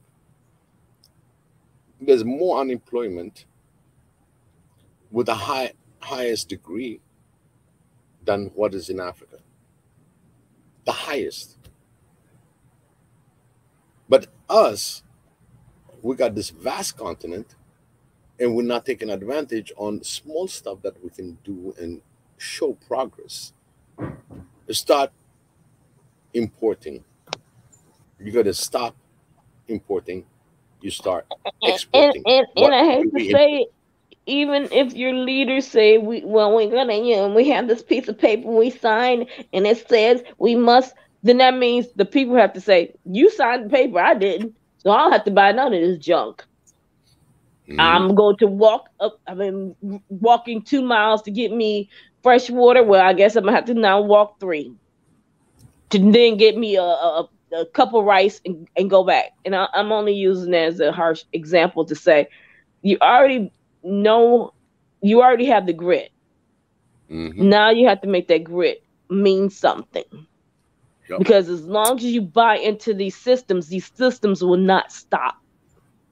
They're relentless and they're greedy, and they're not going to say, well, you know what? It's really unfair what we're doing. Maybe we should give up a little 0.5%. No, they're not giving up no percent. They try to figure out how to get 110%. Yep. So if you're sitting up there thinking, oh, we can, they're going to come down and they're going to understand and what we have to offer. No. They believe in take. They don't believe in give. No. So my I thing got is, if they another. believe in take, then you believe in I'm not giving you nothing. Yeah. If you don't feed the pig won't grow. That's right. I got another comment from Kobe. It's our choose to erase weak system and to start a new good one, Yes. gooder one. And and, So, and and and the system has to start from the ground, yep. up. And that's And what Swahili Nation on it would be Africa. beautiful We said if from it came ground from up. the top down, but you see that those puppets ain't trying to do it, so you have to go another route. Yep. If you got a sink that has a leak in it, what are you gonna do? I can't. The plumber can't get here yet. I'm gonna have to somehow tie off the leak until I can fix the top. Mhm. That's what everybody do. Where is it bleeding at? I'm gonna have to tourniquet. Tourniquet doesn't start at Tourniquet. the head. They're gonna start up where it's leaking and then start working on everything else until we can get more. Did you read the Kobe, right? That's Kobe that was putting out there. Kobe AS. And Oh yeah. and it is our chosen to raise, right? But when you look at it, Swahili Nation on Africa, our belief system is from ground up. Yeah. Because the top, you always have resistance. Okay. And the top doesn't have a desire to change. Why would I change? I'm sitting at the top. I got everything. My life is It's working. swell. It's swell, right? So you're absolutely what I'm looking at is the looking at for is the youth that's been tortured on all these. We need this and that and this and that, and the youth is like going, show me how can I get to that level. Show me how I'm gonna get fruitful. Show me where I'm gonna go because the education system that you gave me just gave me a degree, and that degree is not taking me anywhere. Mm-hmm. So for me to show you, we're gonna go to the basics. The basics is look at your university that you're taking class, and look at for the people that are taking the same discipline. If you're in engineering, talk to anybody in your engineering class about why and how where they got. You will extract a contact number before you graduate. You start entertaining the topic. Yeah. You Yeah. are you are in the university level. You are the third year and you're going to graduate. Give them the grad. Start your connection within the university because some of the university, yeah, they throw you out there. Okay, they give you well, we need your score on your high school. It goes more into science, so they'll put you on engineering, but actually that's not where he wants to be. Science has different other also uh, disciplines. He wanted to do something else, but he's thrown in there as he goes in and explore that domain. Maybe he's not interested to do that. So now it's up to you now to make the decision if you are able to change because the country is putting you like a statistics. to fulfill. We got this many registered students, this many graduated in that same way. So they don't care about the rest. They just see the numbers. So you become a number, And that's where the but you're not a internship, number. You see, that's what I right? say. You know, And that's where the they're not a internship number. comes in, and so it's helpful because if you are that engineering student and you're not interested in that, I'm going to see if I can find a different internship. It's sort of engineering, but shifting me into another vein Right. of it that I like. Exactly. That then you can Exactly. get that without saying I gotta scrap engineering, start all over. You're not trying to do Yeah, that. You BJ. want to pivot With it. without Yeah. having to With take too much of a this is what hit. I'm saying. This is what I'm saying. Their homework should be within the university body. Okay, the subject that you wanted to follow, somebody else is taking it. Okay, that somebody probably got a different connection into getting an contact before you graduate. Once you graduate, you everything's scattered. Yeah. Yeah, You have you trying to no pay up idea. back them loans and get you some food on the table, so you got to take a Uh, job. you're scattered. Yeah, and then you got to take a job, whatever that comes. Okay, but do your homework while you're on the third year. Third year, that means you agreed to go full force. Okay, maybe there's a twist, like you said, the vein. There's a twist that you're really not into that, but at the same time, that degree is important because you got a degree. But at the same time, you already contacted somebody within your university, and that they know somebody. Somebody knows somebody. You In this world, it's true always. Is who you know, Yeah, yeah, and the other right? thing is, And I cannot change that because everything is based on referral, including marriages. Fixed marriages are always being who you know who you're going to be giving your daughter or your son to whom. This is an old practice. We cannot change it overnight.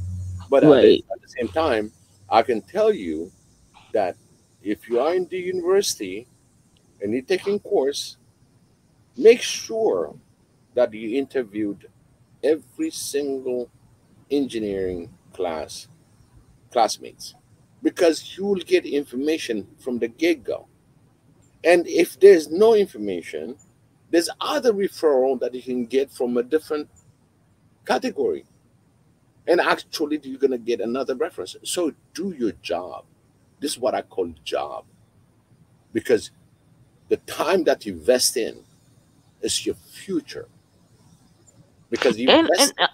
also what a lot of students don't think about is how broad is the degree that they're applying for. Certain degrees you can apply for, and it has different veins of job opportunities. Absolutely.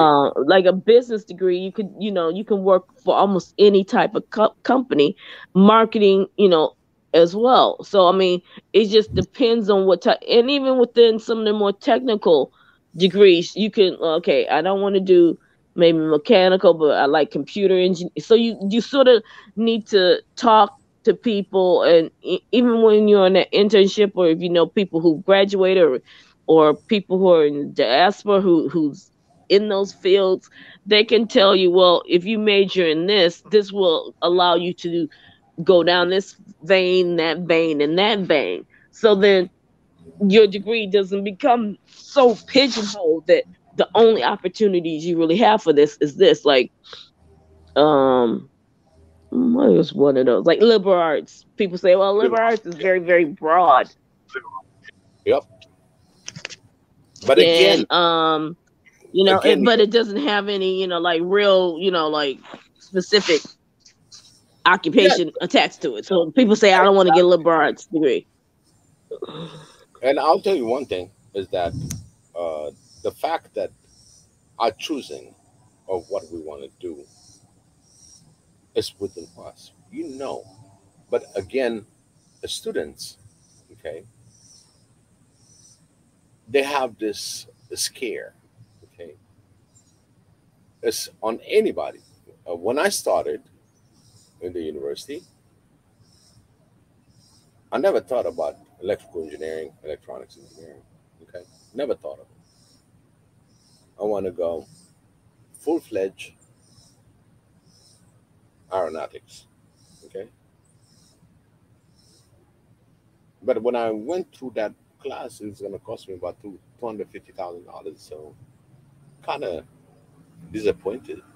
But again, the classes that I have to take, where I'm going to be at, all that didn't work with my economy because I was working and going to school. It didn't work. So I looked at the whole thing. I just took, you take the 2 years, right? So my first one-on-one engineering class, great, great teacher, is a professor actually. And the first question he asked us when we got into class is, how many of you sleep 16 hours? We're like going, man, this guy randomly is going to ask that question. First day class, okay? First day. And Wow. I'm like, and we're looking at each other, with new students, we're looking at, I'm looking for somebody that's going to raise that hand. There was one guy that raised his hand. Maybe we were like 25 students. And everybody started looking at him. And he said, okay. So he noted. And he went down to 20 hours, I mean, 12 hours. And he keeps going down. So people raising their hands. And then when it comes to my question, I was on the 6 hours asleep. So I raised my hand because it's the fact. Because I work and go to school full time. Right. And I have 12 credit hours. So Wow. he went he went through everybody, right? And the guy that slept, that was the one that still to the day, his explanation was, he said, "Why you sleep 16 hours?" Because my body needs a good rest. I love it. And he cannot rebuttal him, but at the same time, in general, he said, you know, if you guys are engineering, expect your sleep from 5 to 6 hours because you are the guys that's going to be figuring out how to turn the wheel of the world. I never Yeah. forget. And for And you also the I'm guys working who and going to, and there are days you, constantly have to deal with rinse and repeat. This yep, ain't working. You got to jump onto something else and figure it out. And once they people have don't understand that component of it, that what worked yesterday may not work today, or it has to be changed. It's yep, constantly taking things apart to the very essence of what it is and rebuilding it into something totally different and I figured with no out, foundation on the back end of it. yeah, I figured it out, and I said, you know what, I'm going to keep my 6.5 hour. You know, I'm good with that extra half an hour. That's my snooze time. It's so funny. To the day, I'm still like that, Yeah, because it's and ingrained in you. I'm branded to it, I guess. And did I do my job because it's a job? That's another question. I loved my job. You see, do they pay me accordingly? Yeah, I got paid accordingly. But at the same time, it's not a job that I have an if and but management, whatever, right? Because I always jump to leadership. And it's not by what you call wanting to do leadership, but I ended up Well, always no, in because leadership. you've had experience since you was 12 years old. See, people pick up on that kind of stuff. They're like, Exactly. this guy has been leading a team of people and getting them to do what he wants them to do and producing a final product at the end. So of course they're like, look, we don't even have to go through the bumps and bruises of trying to acclimate the way you think, because people don't, and that's the one thing that's sort of frustrating for me. People want to act like I have an occupation and I do this. No, your occupation shifts the way you think, and you think in a different way than you did prior to that occupation. And because the way you think and the way you dissect things and deduce things is different than you did prior to that, and because you think on a different way, you see things on a much broader perspective, and you can see the little things that may be a hindrance or an improvement. But they don't never talk about those sides of things when you're in the school system. It's just get the test, pass the test, get to the next class. And it's when you go into the workforce that you have to put all those pieces together. And so it's really important that they have people like you, Big E, to sort of talk to them and sort of guide them and say, is this what you have a passion about? Because you're oddity. Right. Most people hate their jobs or tolerate their jobs or do their jobs because it keeps a roof over their head. The majority of people cannot honestly say, I truly love what I do for a living. And it inspires me. Yeah. And that's Actually, what you want for the African youth, to be inspired, because there's so many things that needs to be done that can be an inspiration to everybody. It's not for lack of you know you guys don't understand how much blessed you guys are, because you have the freedom to think and to create. absolutely. Most of us are sitting in a 9 to 5, and once that 5 o'clock bell hit, I'm heading down to the bar, give me a couple of drinky drinks, see if I can pick up a few numbers, and I'm gonna roll Yep. myself on home and rinse and repeat for the next day. So You know, look at what you have. I Look had at your blessings for what they are, and don't look at everything as being a curse. absolutely that I agree 100%. And when you said drinky drinky, right? And Yeah. it just reminded me the way I got my first engineering. If you guys listen, uh, don't look at into Lincoln, but the my first engineering class, I mean job that I never taught. You know, my other job I used to make quite a good money, and at the same time, now that I graduated, I needed a job. So the bartender is a good friend of mine, and where I was looking into certain things. So now I got to do the legwork, even though that's not me pursuing something, but at the same time, I need to pursue my career. So Mm-hmm. I got to go to the right bar. You understand? Right. And this happened. This bar is where all these decision-making directors and VPs and everything else. And in fact, the, understanding what I graduated for, and one of the good things one of my teachers said is, you have all the documents you need to refer with. Now it's up to you which way you want to go. And he said, I'll go to the first bar where, if you want to be a lawyer, he said, hang out with the lawyers. Yep. Find a bar that has the most lawyers. You Yep. want to be journalism, go to the bars that they have journalism. Get the cards, get acquainted. That's the discipline that I knew for me. Yeah. And actually, it works clockwise every time. Every And time. it still works. I'm It still yes, works. and it still works. And Because they may be the first people to give you that first opportunity because they're familiar with you. yes, and at the same time, through this process, for me, I never golfed. Never knew about the golf game. And one thing that I know is you're gonna be walking a lot, chasing that little ball. You understand? And that little ball for me is, if it is smaller, than the football. For me, is just more to the marble level. You understand?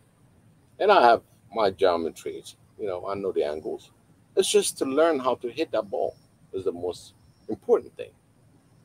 Start learning how to hit the ball, and then people that are in that environment, people that are really making big decisions, they play together. Okay, so I went back to that bar, and I found I was good in playing pools, and I didn't know, and I didn't realize I was playing with the director of engineering, Yeah, yeah, and and we're playing, yeah. Because and people constantly say pool is geometry. yeah, and then we got a pitcher of beer. I don't, I'm not crazy about beer, but at the same time, it was like I win, and he said, "Okay, we got a beer." I don't drink beer, but just because I knew who he was, so I became partner with the beer. You understand? Right. So I started learning about the person, and they always go certain days. It was like Thursdays, and it's off days, and that's when everybody goes there. We're talking, and then once I knew he was the director, now my curveballs are kind of losing the balls and stuff like that. The first thing he said, "There's something wrong with you today, right?" Because I never see you missing this curveball because every time my heart pound because I know you're gonna use it and you're gonna score it, and this time I count. He goes, I counted them 5 times. I don't even remember. You understand? Right. People paying attention. And then he came straight in my face. He said, "What do you want, Ephraim?" That's the question. What do you want? And I said, honesty is always good because I had nothing to lose. I heard that you are the director of engineering. So if you are the director of engineering, if you are director of engineering, I just graduated and I need a job. So that's when he started talking to me. He said, "Ephraim, you don't have to lose games because you want a job." And he went over what they're doing, what they're looking for, Yeah. and I was the first hired. Wow. Thing is, I spoke French, so I had to go to the French project. So knowing that language gave even excelled my position. See, So See, I'll tell God everybody, makes no mistakes. yes, He makes no mistakes, and he introduced you to the right man who could impact your life and not yep, take advantage of you. Because some would have had a conversation. It could have went so far left. hmm Oh, yeah, you need a it could have. job. Well, then I need this from you. You know. That's it. I just went straight out, straight out. I know who you are, and you have a position available, and I came straight. But I told them to pay attention. I keep missing my curveballs, and he said it was amazing because he said I've never seen a person that used that over and over and win. And he said he played pools all his life, and I was very precise. And he said that's what makes me pay attention to what your plan is. And he said, "Be honest with me." And I told him honestly, and I learned. So use your connection. That's the Yeah. for the African youth. Use But your most of connection. all, be true to who you are. Do not sell your soul for a penny or Right. a nickel, or quarter, or a dime. Be true Yeah. to yourself. That's what they lack when it comes to new students. Be true to yourself and look at what you want to do. All right, BJ. I'm just gonna cut it a little bit short today. Oh, It's been a long night okay, last no night, worries. and I got another invitation. So much appreciation, BJ. I hope we touched the very. I want to continue this discussion because it's our duty on what we know, lead by example. Yes. Give them that information, because these few small information you think that people know, no, they don't. So this is my little bit of things that I could share, and And it makes an I, impact. It makes yeah, such a huge impact. yeah, and I'll go through common man 80. True, you show me someone who hates to cook, and I'll show you someone who loves to cook. The same applies to construction, auto mechanics, working with people, etc. Find what you love and do it. Thank you so much, Yes, yes, yes, yes, common man. yes. And every time that we put these comments, there are people, when we save this video, that there are young kids, young, growing Africans that's going to see these comments, because your comments is very important. The other thing is Africans must change, must, no, he said must to changing our, uh, our thoughts about ourselves. Yes, absolutely. I mean, that has to be first and foremost. Yep. First and foremost. We understand what caused it to happen, but you're talking about centuries later, it's time to let that stuff go. Absolutely. You gotta let it go. Because if it's not benefiting you, why are you doing something that, like you saying, why am I going to define myself by what is a fantasy in somebody else's mind? And Lilsha Rebel, she said, I always said, networking is a must. And I conclude today's Diaspora show. I have a few engagement, and hopefully I still come back for my dear Swahili Nation One Africa uh, fundings, because every time that I'm going in the social environment, I always promote Swahili Nation One Africa.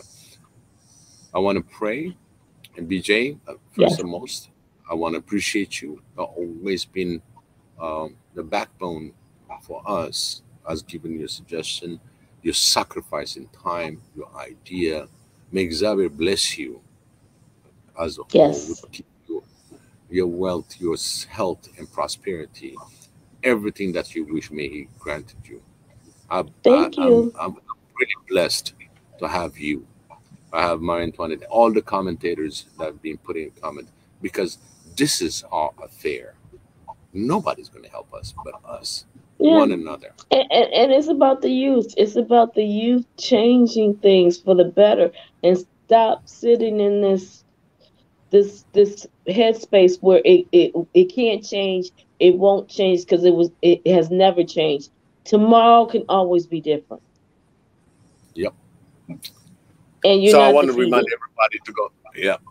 And I want to also thank Marie Antoinette. Thank you so much for putting the GoFundMe online. You always do. I love you. I love you so much. You're an awesome person. I mean, my co-host that's missing from today, but again, I will meet again. You know, BJ, right? Oh Yesterday, yeah, she had a long day too. So I'm gonna put yeah. a You little you did prayer, you was trying to beat Tanzan yesterday, so I get it. and actually, no, I was handed over. I was handed over the session. It's a recap. And actually, I'm using somebody else's borrowed time.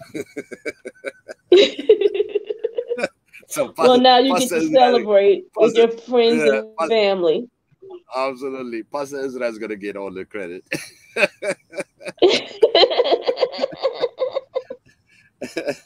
Anyway, I'm so grateful that I'm a part of Swahili Nation One Africa, being able to host Diaspora Talks, being blessed with the words that come through him, only him, through Xavier, That's and see the progress of our Swahili Nation One Africa. I always said like, subscribe, share, but I say like, and the rest, believe me, you know what to do. So those of you that's going to be watching this after we close the session, just put the like, and the rest you follow, because I'm not going to keep saying share yes. because I miss it. So you just put the like, just look in the like. No, now you know how to share it and how to subscribe to us. And please keep going on GoFundMe. You understand? It's automatic. I only need Yes. 10,000. I'm gonna say I only need 10,000. There was another show that And was saying I and only need and ten we thousand we likes. got one point Don't three subscribe. million billion people on the continent alone. We can get 10,000. We can get that. Just ten It's thousand. doable. That's all I need. Just 10, and just they 10 on always it. do it. And they go 10 on it. I love it. I love it. Thank you, VJ. And you know the thing that he said, okay, there won't be next show. He said, I only need 10,000. If I don't That's see it, there it. won't be next show. But he goes, always gonna try keep on bringing another show. So you never stop. So again, please like. That's all I gotta say now. And at the same time, go to our GoFundMe page and put your pledge, because this is your money and this is your office. Be proud of it. There's a lot of program that we want to put in that office. Any program, university tied or any other entities, when they come in and they're gonna say, "Hey, who's Swahili Nation One Africa?" Well, we got an office and we got the address, and we're gonna give it to them. Now they have some solid communication where we can get the fundings for things that we want to achieve. Don't forget, we need fundings. No funding, just idea doesn't work. The idea is to get the funding to get the idea and the business and the schooling and helping the youth that's going to work behind it. So it's very important. Be generous. This is our Africa, our continent. Let's do good for it. €5 is not going to hurt you to throw it on one Africa. It's not going to hurt you. That money, you're putting it right in the continent. So I bless you all. May Xavier listen to all your prayers. Maybe that he gave me this word of wisdom to pass on. I'm gracious to him because without him I will be existent. And for giving me the options to pass on this information, I'm very grateful for Xavier and for giving us this opportunity to discuss. For those that are committed on the comment, I really thank you. May Xavier bless you all. BJ, thank you so much. I really appreciate it again. Marie Antoinette, I appreciate it. Kube, that's been on online Common Man 80, Lilishan, and Abuyak, that's been out there. One Africa, and at the same time, we have Sound that joined us. So I really appreciate the architect, and there's so many that I cannot even mention.